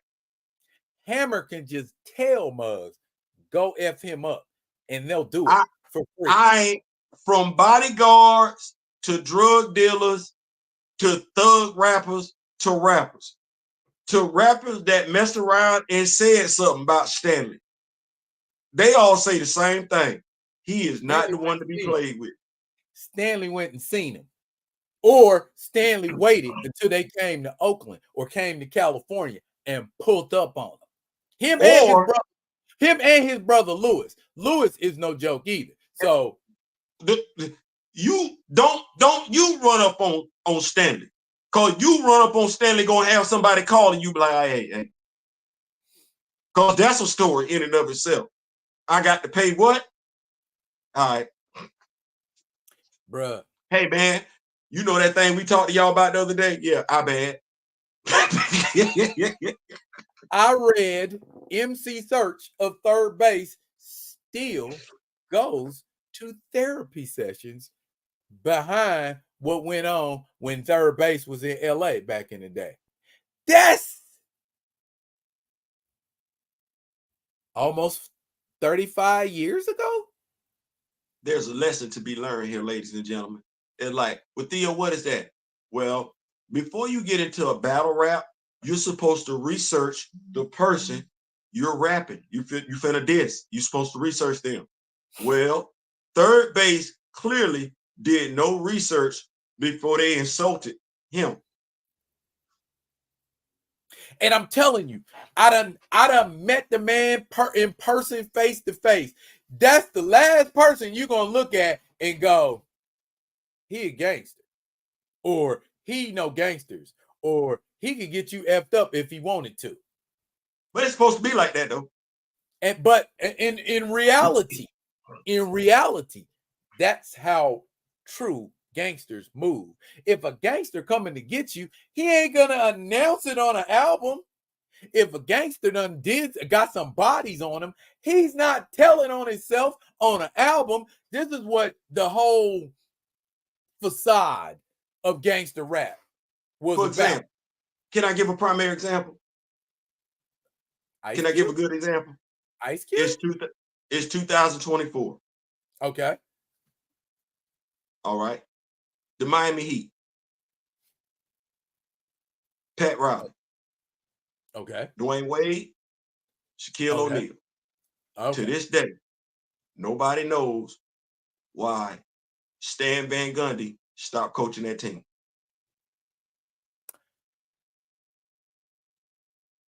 Okay. Ain't nobody asked the question either. And do you know why ain't nobody asked that question? Why, Theo? Because none of the people involved talk about it. And do you know why none of the people involved talk about it? Because there's a rumor out there that one of those people got ties to organized crime.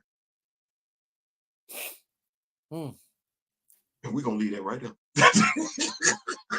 So the moral of this story is a very simple one. A very, very simple one. Woo! Never judge a book by its cover, because the man with the dancing girls and the high top fades and the harem pants might be the one that's going to F you up if you say something out of pocket. So the best rule is the golden rule. The person that go above and beyond to smile a lot, that's the one you need to leave alone. That's the one you need to leave alone, the one that's going above and beyond to smile and be happy all the time, you need to leave them alone. Leave them alone. Because all them smiles ain't genuine. leave them all the way alone, and they smiling to keep from gritting their teeth at your ass. That's what that is. Leave dude alone. Leave dude alone. Dude out there, listen, I'm going out here. I'm finna take care of my whole damn community. I'm finna put my whole community on. I think that's the only rapper we can say ever did that. Put your friends and your associates on. Yeah, quite a few done did that. But your whole damn community. I like that Juju brought that up. Hammer, yes, you are 100% correct, Juju. Hammer was signed to death row. That's why you heard what I said. Now, remember how scary death row was? Remember how Suge Knight terrorized people and all of that kind of stuff? MC Hammer made one album with death row. And when all of that bullshit started hopping out with death row, you know what Hammer said? Look here, Suge. I'm out. You know what Suge said? Suge Knight killer rolling over people with his car, choking them up. You know what Suge Knight said to Stanley Kirk Burrell? You know what he said? Nothing. No, he said something all right. He said, okay. All right. This dude, you know why? You know why? Because when Hammer came to LA and they asked him, do you want such and such send this Crip, this OG Crip, and do you want such and such and them to come out there because it's kind of dangerous out here? You know what Hammer said? What fuck? I got 10 bodyguards and 5 of them got bodies on them. I'm not worried about your Crips. Let's go.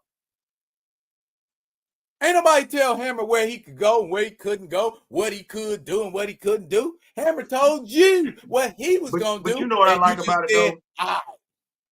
You know what I like about it, though? And I know some people be like, Theo, wait, you could like to do this against it? No, it's not him telling this story. That part. I ain't not one time seen a video or an interview of Hammer talking about all the stuff that everybody else say Hammer do. It's not only is it not him telling this story, the people that don't even hang in the same circles. That says a lot about who you are as a person when people that don't hang in the same circles say, if not the same thing, similar things about you 30 to 40 years later. Like, if we understanding this is when Hammer was doing Pumps in the Bump. Because Search talked about him when he was doing Too Legit to Quit. Dude went from Too Legit to Quit. Okay, well, I didn't mentally scar MC Search to now I'm finna do Pumps in the Bump. And we looking at like, wait, how you go from the genie pants to the bikini bottoms with the pumps in the bump? And don't nobody say nothing. Well, now we know how. Now we know how it all moved, and nobody, because they're right. Brother moved in, Suge got in trouble. Do you remember the name of that album? The Funky Headhunter or something like that.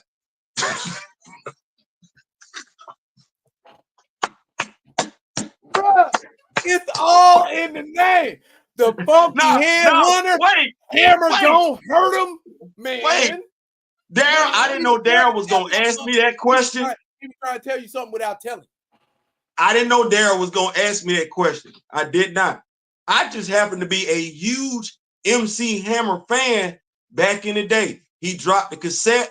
I had it. He had a video. I had to watch it I don't know how many times to get the dance moves down. As a matter of fact, the song came out with the Addams Family. With like, this female looked at me at the club. She said, she looked at me, bruh. She said, if you do what they did in the video, because she saw it in my eyes, she said, I'm gonna leave you right here on the dance floor.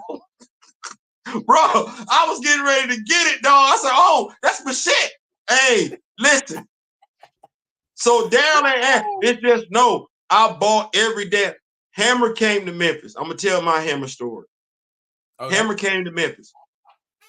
I was married to my first wife at the time, and I did something that kids do. I've always wanted to do it, seen movies do it. We spent the night waiting outside for the tickets to be sold. That's what we did. Memphis. So Hammer came to Memphis. Well, Too Short was popping back then. Right. Too Short. What's my dude did the song Beat Your Ass. If we DJ Quick was bumping back then too. And so in Memphis, this was circa this was the late 80s. They had this dance called the Gangster Walk. Okay. And so Hammer came to Memphis. And I'm guessing Stanley is one of those cats where he gonna hang out, he gonna get to know the local crowd, he gonna pick up on what the local culture is putting down. If he can incorporate it into what he got going on, that's what he gonna do. Well, he came to Memphis, performed and everything like that. And then a few months later, we saw him on the Arsenio Hall show. And he did the Gangster Walk. Except he didn't call it the Gangster Walk. He called it the Get Buck. And I'm looking at my first wife. I said, whoa. She said, he doing the Gangster Walk. I said, and he called it the Get Buck. Sat down with Arsenio Hall talking about, yeah, I got it from Memphis. We call it the Get Buck. No, damn it. It's called the Gangster Walk. It's called the Gangster Walk. That's what that is, Daryl. But you wasn't gonna tell him that though. I said it through TV, but now that I know who he is, no, I wouldn't. But Daryl, the dance was, you don't do it front facing. It's almost like a line dance, except everybody's in a circle. You start it off. I get behind you. Well, female, you gotta have some. Right. I'm tracking. That's how that would be. And you would literally do it in a circle. Doom. Like if you listen to some Too Short or some DJ Quick, that is what they were listening to in Memphis. Those were the Gangster Walk songs back then. So Stanley, I'm sorry. I don't know. You know what? I'm not gonna say nothing. I'm gonna leave that alone because I don't want no problems. I don't know what's the right thing to call you. No, you did not, Juju. He said the Hammer cartoon was fire. Just for you. There you go. I liked it. There you go. Remember when my dog was doing the British Knights? Yes, that was during the British Knights era. I got mad because I'm a Hammer fan. And so Puffy had went above and beyond to say that Hammer had sold out because he was doing endorsements. And I think Hammer had the BK, the British Knights, and he had the Pepsi contract too. And I'm like, yeah. And I think he picked up a contract with Troop for a hot second too, because he was remember Troop gear? Yep. You know what, Puffy? You getting what you deserve. Because you talked about my dog real bad back then, and you sold out your damn self if that's what he was doing. I'm glad you're going through the issues you're going through because you was talking bad about my dog back then. I was feeling some type of way about that. So you could accuse my dog of selling out just for you to go get your own damn Pepsi contract. Yeah, 40 did indeed say Hammer was connected and respected. Everybody in the Bay knew that. You didn't hear nothing about no Bay Area rappers having any kinds of problems with Hammer. You didn't hear no Bay Area rappers calling Hammer whack or saying he looked goofy in them or he couldn't rap or no shit. You didn't hear not a one Bay Area rapper that said that. Daryl, still don't. Matter of fact, here we go. It's 2024. I done heard a lot of rappers say a lot of things about a lot of other rappers. You know who I ain't never heard any of these rappers talk about, even in 2024? Stanley. Hammer. Yeah. Ain't no new rapper mention him. Ain't nobody called him lame. I ain't never heard Marshall Mathers mention him. Let me tell you the crazy part. Let me tell you crazy part. Here go the crazy part. How many gangster songs does Hammer have? I'm gonna say none. I mean, unless we go say I'm too legit to quit. No, I'm talking about straight. I pull you out your car and throw you in my trunk and then drive you somewhere, and then they find you somewhere smelling the next day. You ain't never heard Hammer say no stuff like that. Only thing I got, dog, is Pumps in a Bump. Funky. That the hardest album he dropped was Funky Headhunter, and I can't tell you that was a gangster album. I can tell you it was dropped on the gangster rap label, but I can't. It's all good. Hey, it's all good. Hey, it's all good. A couple of them cats that danced in his crew, Zester, and it's another cat, I can't remember his name, but them two cats is from Kansas City, and I remember them dancing in the mall, and Hammer was in Kansas City at the time and told them cats, if y'all come out to Oakland, y'all got a job.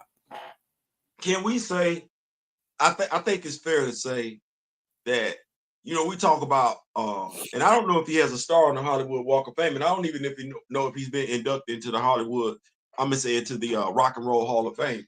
But I think it's fair to say that MC Hammer has had a cultural impact on the rap game. Like, first diamond rapper. First one that had some stuff go diamond. Did that. You make it where dancing is a thing in rap videos. And let me just say this. If LL popularized Kangos when he first came out, he put FUBU on the map. Hammer literally, the genie pants, he literally made it where it went from it just being something that popped up in his music video to something in stores where those who were fans of his could, you ain't by yourself. Shout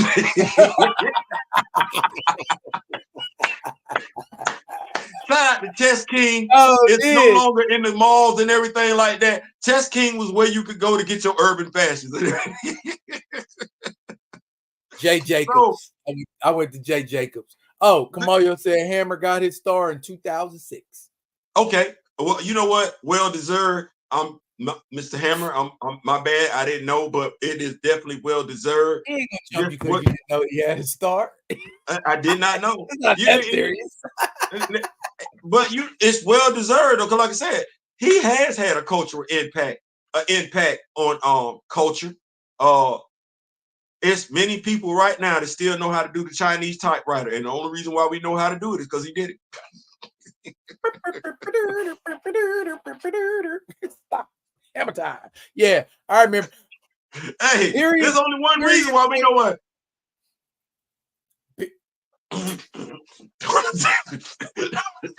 Hey, and he came everywhere. He there was not nowhere he wouldn't go. I think it was 91, 92. He came up here. Man, listen, I don't know what to call you because I don't want to say nothing that's gonna be offensive. You did your thing, and like I said, to have people vouch for you, your character, your credibility, who you were as a man, and they do not hang in the same circle. Like I said, that's the other thing we got to look at. This not him telling this story, and these ain't a bunch of people from the same clique.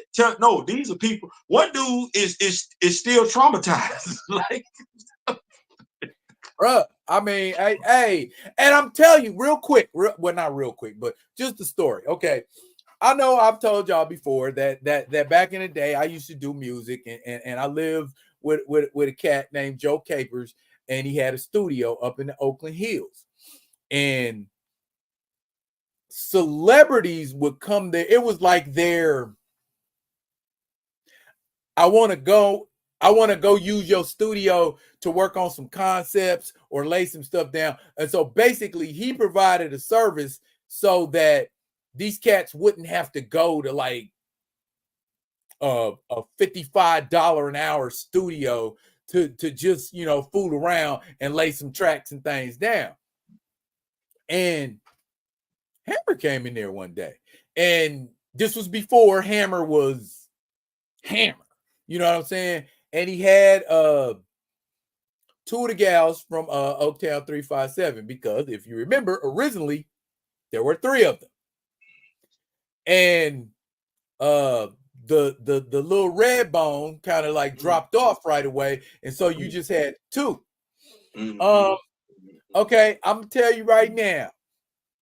Well, no, I'm not. I'm not gonna tell you that because I don't want Hammers people looking for me. But I was working on some stuff at the time, and he came in and he asked me what was I working on, and I told him what I was working on, and he asked me where I was from because I guess he could tell by the way I talk. My bad, big dog. My bad, big dog. You took me back when you said Old Town 357. I was thinking about the little light skin with the pretty eyes and everything like that right there. Yeah. I don't remember their names, but go ahead, keep talking. I'm just gonna go down. And I don't want to dwell on that.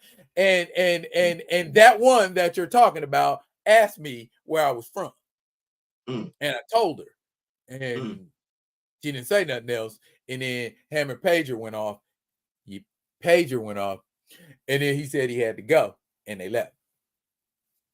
That was it. That's my Hammer story. Then nothing crazy happened, but the whole thing is looking back on it. That's the last cat I would have ever thought or dreamed or imagined was capable of pumping that kind of fear, because his personality was just he was cool. I mean, it was laid back. But you supposed to be, and that me and you talked about that though. Like that's what you're supposed to be. Like folks get the thing twisted about what Hollywood be putting on and everything like that. No, when you him or you her, you ain't got to put on. It is what it is. You gonna get up. You gonna go about your business.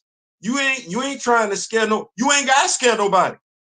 They already shook, apparently. It ain't your job to scare nobody. You got other folks around you that will scare folks for you. You ain't got to be that big bad. No, it should really be where when somebody that know who you are F up, like waste something on your shoe. It should be a complete surprise when they like, oh damn, I'm sorry. To the other folks that's around, like, damn, why they acting like that? Oh, it's nothing. No, the person that know you know they effed up like that. And a lot of people had to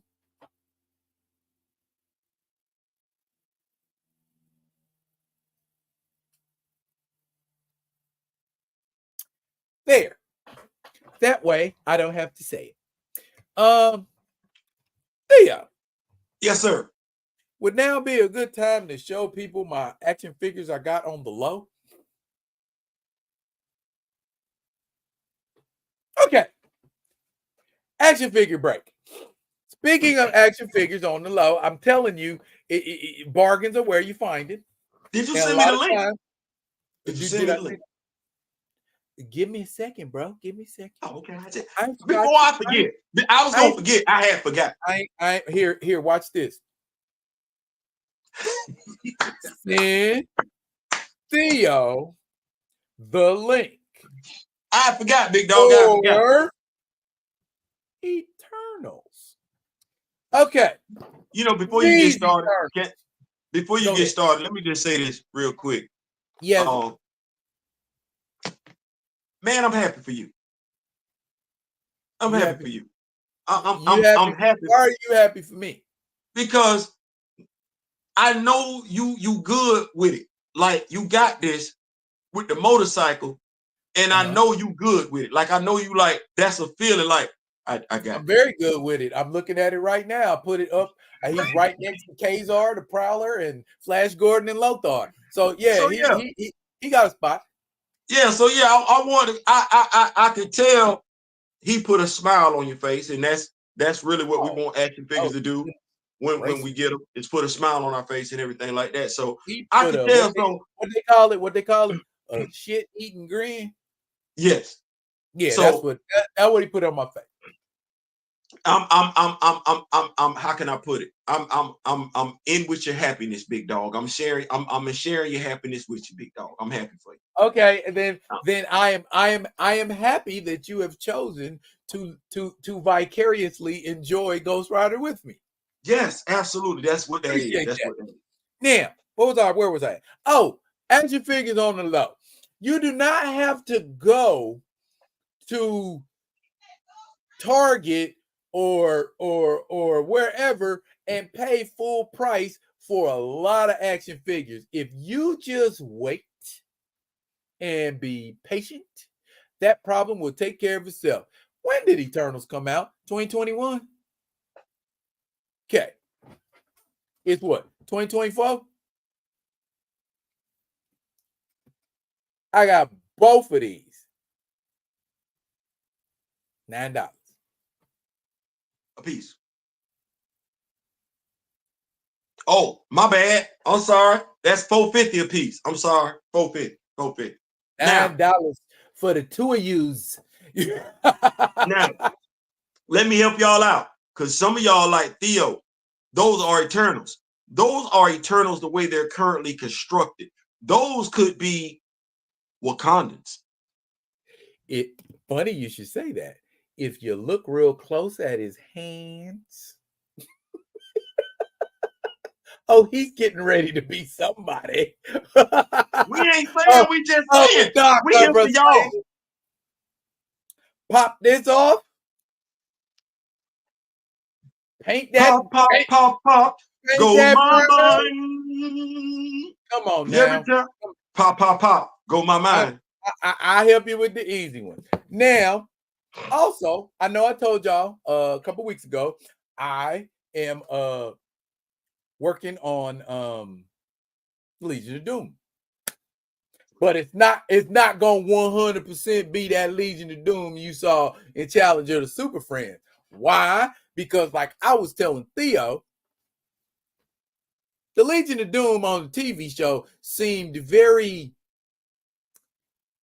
Batman rogue laden. Batman and Superman, but seemed like more Batman than anything else. Because I count what? 4 Batman villains in the Legion of Doom. So I decided I'll keep some of the traditionals, but I'm gonna go for an updated look. So for Sinestro, I went with that version. That's a good version to go with, by the way. Thank you. That version makes sense.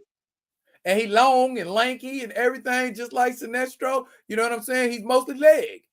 You know what I'm saying? So I went with that one for Sinestro. I got a couple of the others lined up. I'll show y'all later, but this is the one that I like the most. Out of all of this haul is the Atomic Skull, and I got this one.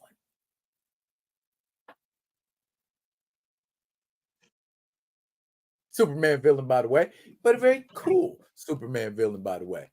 And also because I feel like you always need at least one go-to version of Iron Man. If you got more than one, that's cool. I got a couple of Iron Man, and I didn't intentionally mean to collect that many, but this one right here, I feel like is a universal Iron Man.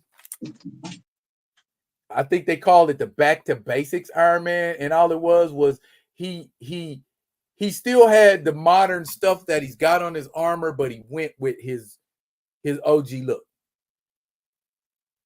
I like the OG look. So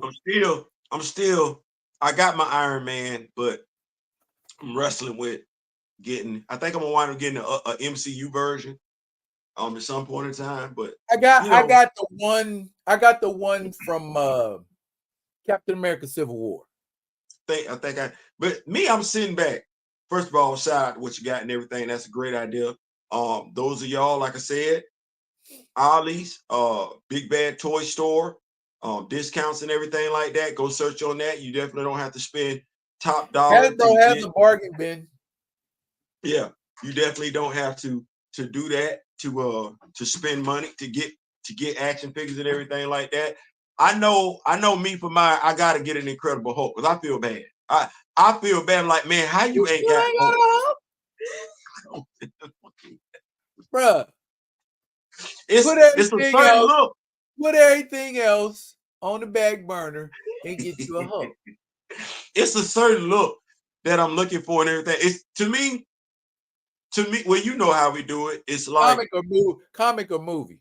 No, this comic book version. This comic book version. No, I don't like the MCU versions at all. No, I don't. It's like some stuff is MCU, other stuff is but no, this is a comic book version, but it's a certain look. But the respect that I put on that particular action figure, that look, the importance of that look is the same type of significance I put on a John Stewart action figure. I don't want to get just any John Stewart action figure. I don't want to get just any Hulk action figure. No, I need that Hulk to be that Hulk. And it's a certain look. And I'm looking at that price point. It's like, okay, I see. But once again, well, as long as it's an 8-inch Hulk, I feel like an 8-inch Hulk or bigger. Yeah. That's what we're looking at. But as we talked about earlier, October is a big month for us. So yeah, I had to reel myself in. I was like, there, you doing too much, boy. You're doing too much. Pull back. Y'all like, no, y'all have no idea. We buying action figures is part of being responsible. Now, if you're being responsible as an adult, you should be able to comfortably afford 4 action figures a month. If you're doing with the $24.99 price range. Comfortably, he said. Comfortably. Why? Because you throw away $30, $40 a week anyway. So all you would be doing is shifting where you're spending that money. You would no longer be spending those funds on that. So that gets you your action figure. It's called budgeting. It's called budgeting. Yeah, called budgeting. So you can do that. Like I said, you should be. Now, that's 4. You should be able to get at least 1 or 2 comfortably. Because you throw away more than $24.99 a month. Throw away. I literally said what I meant. I meant what I said. Throw it away. So you just have to budget. But get what you want, not what somebody else wants, and take into consideration what's going on. We got too many action figures dropping in October. Boy. Oh, boy. I don't know what I'm gonna do about that situation. Look, they hit us all upside the head. Huh? I had to back up and regroup. Bruh, I said, because I looked at what I had on the G.I. Joe classified side. Huh? That's what I was saying to myself. Yeah. So it's like, yeah, we got to put some panties on this. Bruh, I said this. Oh, we got to start saving now. Like, oh, you see how much money you got? Oh, yeah. You ain't buying nothing in February. You got Doc coming in. Doc gonna come in on Monday. You ain't buying nothing else. Hey. Oh, and Paul Martin asked me, do I have a comic version of Cersei? If I can find it by itself, maybe, but I ain't too crazy about that Black Knight. Well, hey now, you're an all-star.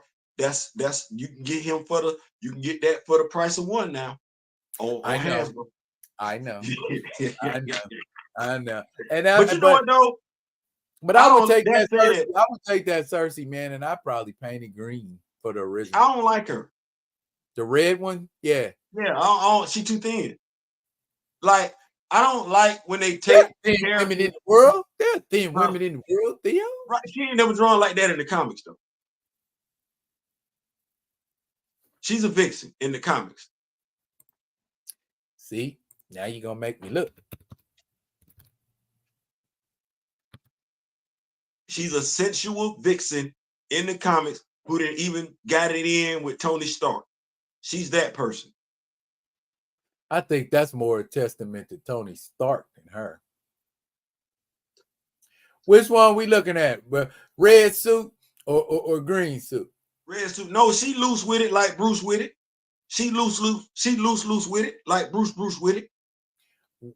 Which one are we wanting to see, sir? Oh, here we go. How about this? I'm gonna give you both. I'll give you both. How's about that? We said thick. She ain't shaped like Gwyneth Paltrow. Now that's all I'm gonna say. Okay. Okay. I'm gonna leave it right there. She ain't shaped like Gwyneth Paltrow. That's what I'm gonna say. I found the perfect picture of her in red. There we go. Nor is she shaped like watch this. Nor is she shaped like Famp Jansen. None of them. She ain't shaped like none of them. You mean Famke Janssen? Yes, her. There you go. Pronounce the name right. I'm sorry. Ma'am, I'm sorry. When she stepped out on stage on screen as Jean Grey, I was like, who is that old woman? That said, though, I am a fan of your work, Miss Jansen. I saw you on Nip Tuck. I'm a fan of your work. Okay, here's Green Cersei, and I took the Jack Kirby one because Jack Kirby seems to have the thicky Ricardoist one. that what we talking about? Is that what we talking about? I came in with Jack you Kirby. are right. You are right, sir. The action figure does not look like that. And the red suited Cersei. I'm like this. If the action figure, if the character is skinny, I want the action figure skinny. I think people get it misconstrued. Bouncing boy, he heavy set. Well, I need you to be heavy set. Okay, same thing. What's your girl, Amanda Waller? So looking at this picture, is she skinny or thick? You know what? I almost want to say slim thick. I don't want to say I don't want to say skinny because she still look bigger than Gwyneth Paltrow. Okay, so it's they're using the skinny girl action figure to make Cersei because this Cersei ain't shaped like that. She got hips. And if I'm not mistaken, I don't even think Gemma Chan got hips like that in real life. So, yeah, they just went with a body style and said, we're going to rock that out. So, okay. All right, then. I think I would have preferred that action figure be on the same action figure that they put on the Quake, the Shield action figure. Oh, yeah. That's not a thick action figure. It's the standard female body that they're going with now. She should have been on that. And what they put her on, I'm looking at like something scrawny. Well, the only reason why I would have got it is for the Black Knight. But I don't even like that version of the Black Knight. I'll get the other action figure. But there's nothing. I got the original version with the cape and the two head sculpts. Yeah, there ain't nothing about that. But you know, like I said, I'm chilling way out. When I say way out, like no, we not buying nothing else. Don't know. We sitting back just like this. What we got at that comment? Look, we ain't even buying no head sculpts. That's how no head sculpts, no accessories, nothing. Oh goodness. We ain't buying nothing. Okay. What you got? What you got coming in October? In October? That Rogue drops in October, right? What else you got? And then the G.I. Joe Raptor. But that don't come to. And the Dracula. No, that G.I. Joe Raptor drop in October, if I'm not mistaken. Yeah, and then Dracula in November.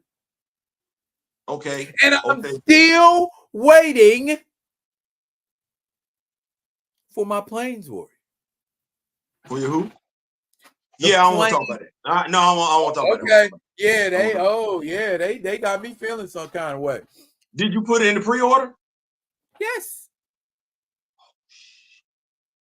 Oh, yeah, I be 38 high. Yeah, you need a t-shirt say 38 high production. That's what you need. Yeah. So I got the sniper. The Marine sniper. Okay. Got her. Okay. Got the Halo jumper. Oh. Alpine. Albert Pine. The Raptor. that new Storm Shadow. Oh. Yeah, don't act like you don't know because it's your fault. Guilty. Yeah. Okay. Yeah. Get on board. Get on board, doggone it. Also, I don't know if you know, they dropping a brand new leather neck next year. He gonna have his taco meat out? No. Okay. No. Listen, I wouldn't have been excited if that's what they was. They're talking about yo pop. That's what happened they're in gonna, real life. And heavy duty's coming next year. I get that. Yeah, heavy duty's coming next year. I wish they do a refrigerator. Did they do a refrigerator one? Remember? Well, no, they have not done a refrigerator, and I don't know if that action figure would actually drop. From what I've been watching, Hasbro don't know how far they can go with the G.I. Joe line before it gets silly.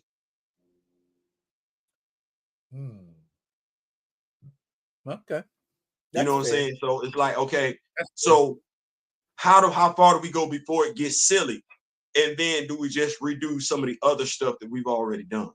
I've heard that be a concern. I can't say I necessarily was always watching the G.I. Joe cartoon, but I do know there was a point where I checked out as a G.I. Joe fan. And that might have been where they had the sillier aspects of G.I. Joe coming to play. Destro is now Pimp Daddy and everything like that. It's like, wait a minute, what you got? Oh, they got that that Cobra Commander coming out from the G.I. Joe movie where he turned into a snake. Yeah. Once a human. Yeah, that's true. I think I'm not sure if it's already dropped. I'm not sure, but so they're not sure how far they can go along in the line. I know me for mine, I'm going to wait until after October when stuff has come in. But I do know I'm looking at Wolf Spider. Wolf Spider is another Black Joe, Night Force, and everything like that. Want to definitely jump on him, and get him and everything like that. Yeah, man. You got the Diver, right? Yes, already got the Diver. Okay. Got him. That was one of the things looking at being able to, and that Marine Corps sniper, she makes a great substitute for Jody Shooter Craig. Because I still kind of felt some type of way, but this sniper is actually a better action figure. Oh, Jody. Look here. Real quick, I want to visually give people some reasons to start checking out Philadelphia. Okay. Ladies and gentlemen, these are the kind of things that you will see in Philadelphia.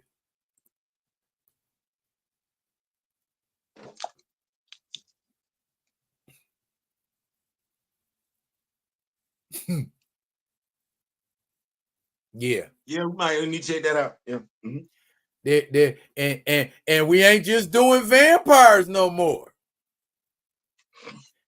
We doing demons now.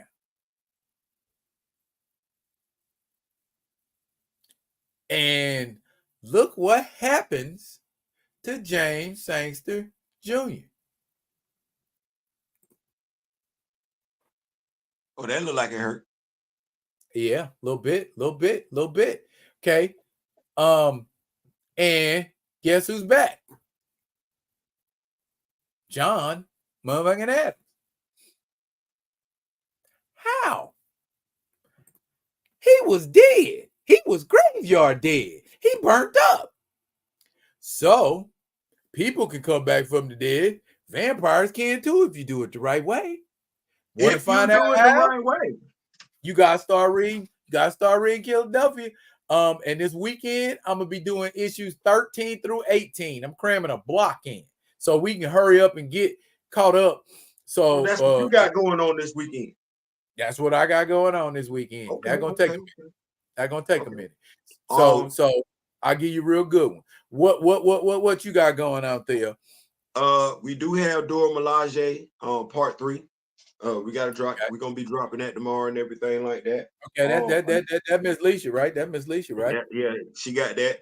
Actually, she already got that recorded. We just got to edit it and go ahead and get it on out to the masses. Okay. Anansi Boys, issue 3. We're gonna be dropping that. I'm liking that and everything like that. I think I already did cover X Factor. I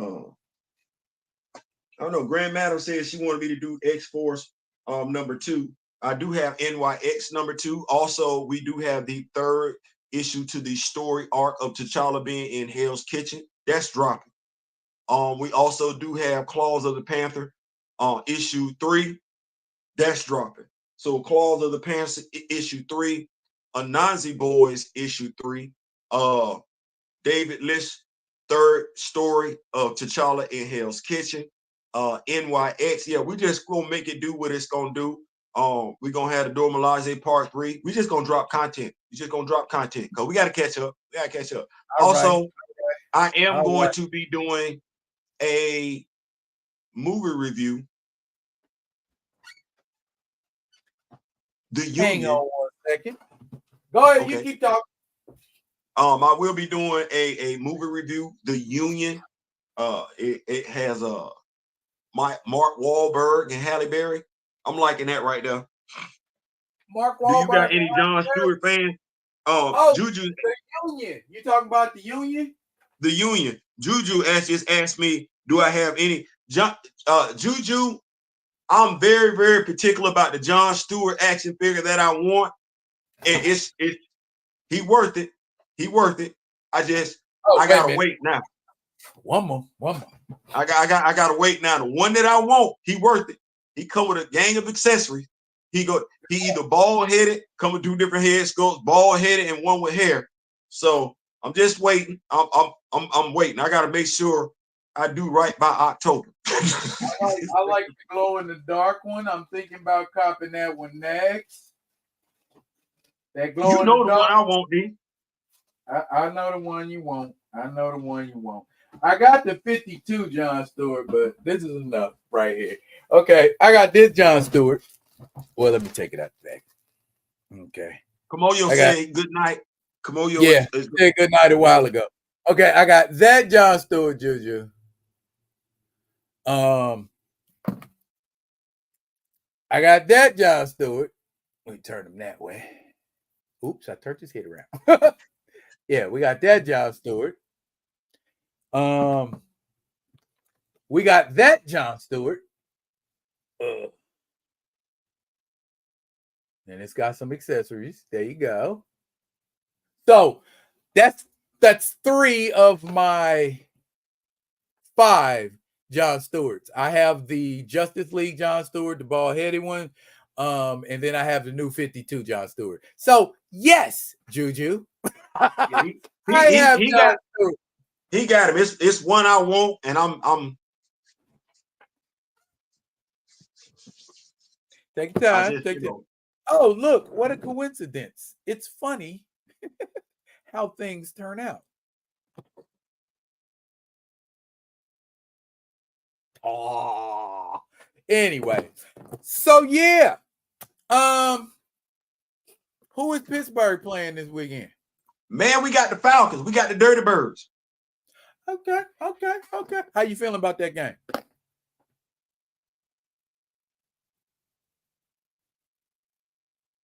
I know how I felt about the game. Okay. Felt? I looked at that game and I said, we should get the W. Oh, we should get the W. Now, that was based on us acquiring Russell Wilson and Justin Fields via free agency. And you got him. Honest with you, I have not seen anything from Justin Fields nor Russell Wilson to make me feel like this team is going to average 28 points a game. And I believe for your team to make a deep run in the playoffs, they need to be averaging 28 points a game. And I think if I look at the Kansas City Chiefs and the better teams that are out there, their offenses are generally good, for 3 to 4 touchdowns a game. You can't sit up there and think you're going to beat people consistently 10-something, 17-something. That ain't what that is. Now, what I would say is this. Pittsburgh's problem at quarterback is due to Mike Tomlin's success on the field as a coach. He never had to lose a season. And so he's never been in a position to draft a high caliber first round draft pick at quarterback because they don't lose. They ain't winning enough and they ain't losing enough. So if Russell Wilson, and I'll be able to tell early on, it won't just be him, it'll be the offensive line, it'll be the running backs, the receivers. If he looks reminiscent of Russell Wilson 2 seasons before he left Seattle, yeah. Now I'm like, okay, yeah, I like what we got. But if it's what we've been getting during the preseason,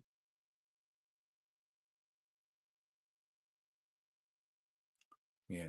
Well, we were just gonna have to see that and many other games that will be popping off Sunday. Yeah. Good luck to you. How you feel about your team this year? How you feel about the Chiefs? I feel about them. Honestly, no, I think from what I just from one game, what I see seriously, we need to tighten up the secondary. We are really, really, really suffering from the loss of L'Jarius Sneed, and it shows. So a couple of these young bucks that we got out here gonna have to step up and shut down. You know, Trent McDuffie can't do it by himself on one side because all they got to do is throw it to the side Trent McDuffie ain't on. To be fair to your secondary, I don't think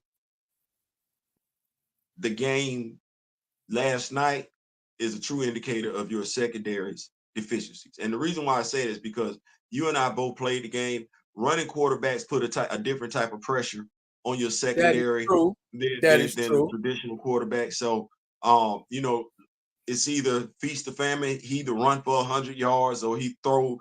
So and that's what happened. He ran for over 100. I don't. And to be fair, I did not watch the game, but like I said, you and I played the game.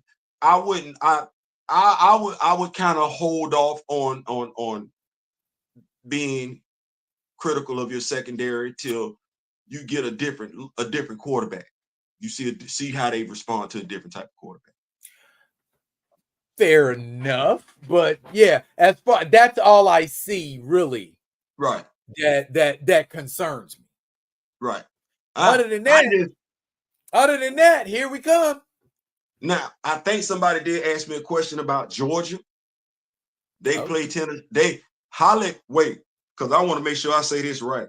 Because Lord Jesus, have mercy. Father God, fix it.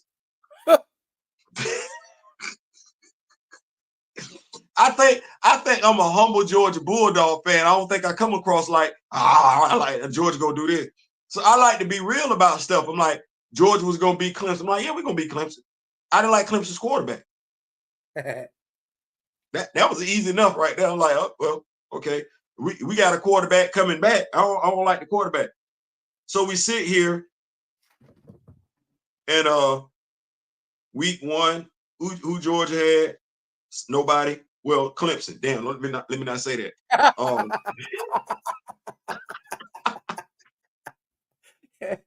That's tough, ain't it? Nobody. No disrespect, Clemson fans.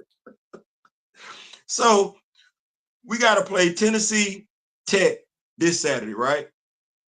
Okay. Then we got to go travel to Kentucky. Then we got to bye. Then we go to Alabama.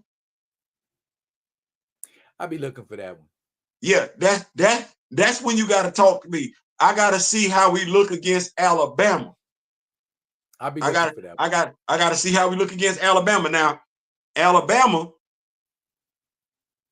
I'm looking at their schedule. That ain't really no tough game. They got Wisconsin the 3rd game of the season. and they at Wisconsin. They were like, wait a minute, hold on. Wisconsin? Wisconsin.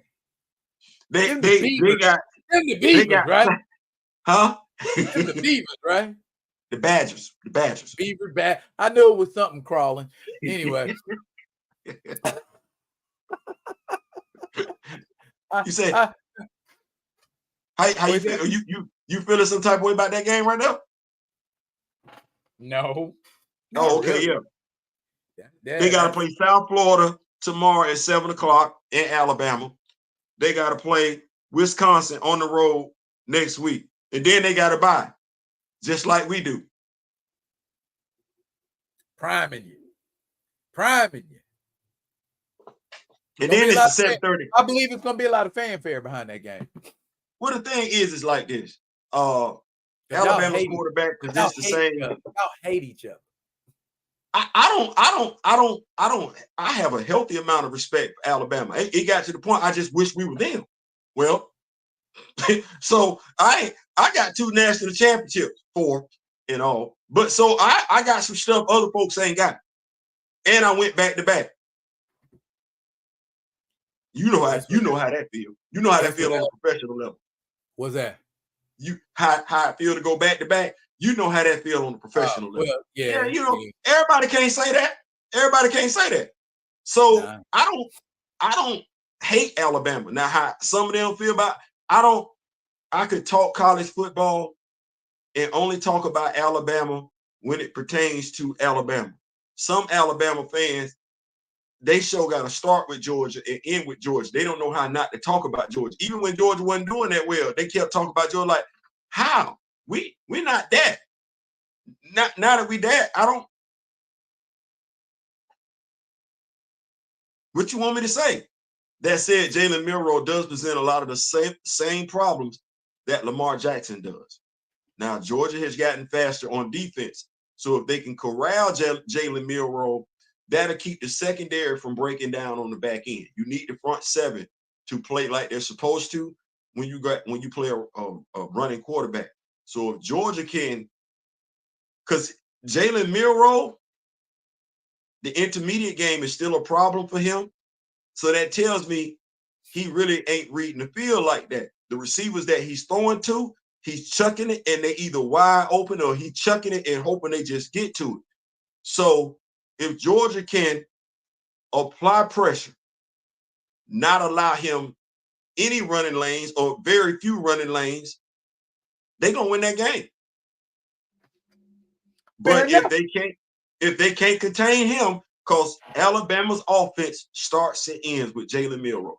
Jalen Milroe get hurt, Alabama season done. And there you have it. Look here. It looks like we have ran the gamut, sir. All right. Almost 2.5. There it is, big dog. There it is. It was a pleasure, man. It and a privilege. So look here, rock with me, nation. We gonna get on up out of here. We gonna let y'all East Coast, y'all probably gonna go to bed or go to the club or whatever it is y'all doing. No, it's football season. We got to get up early tomorrow morning. College game day. ESPN, baby. I don't know what. That's why I say I don't know what everybody do. College football be on early in the morning here, like 8 a.m. Yeah. So my brother, fellow Devil Dog, said he got to get him some Josh Stewart action figures. Yeah. They can do what they do, man. All right, man. Y'all get me to a thou wow here pretty soon. I'll get some away. Bro, we gonna wind up jumping off and getting us our podcast and everything. They're gonna have to find us on Patreon at some point next year. And that being said, we gonna go ahead and put a nice, neat little bow on tonight's Friday vibing. I appreciate everybody that pulled up, Juju, Kamoyo, Grand Madam, and everybody that makes this do what it do. I am D-Real. That there is my man Theo B. This is Friday vibing, and we out like last week. Love, peace, and hair grease, y'all.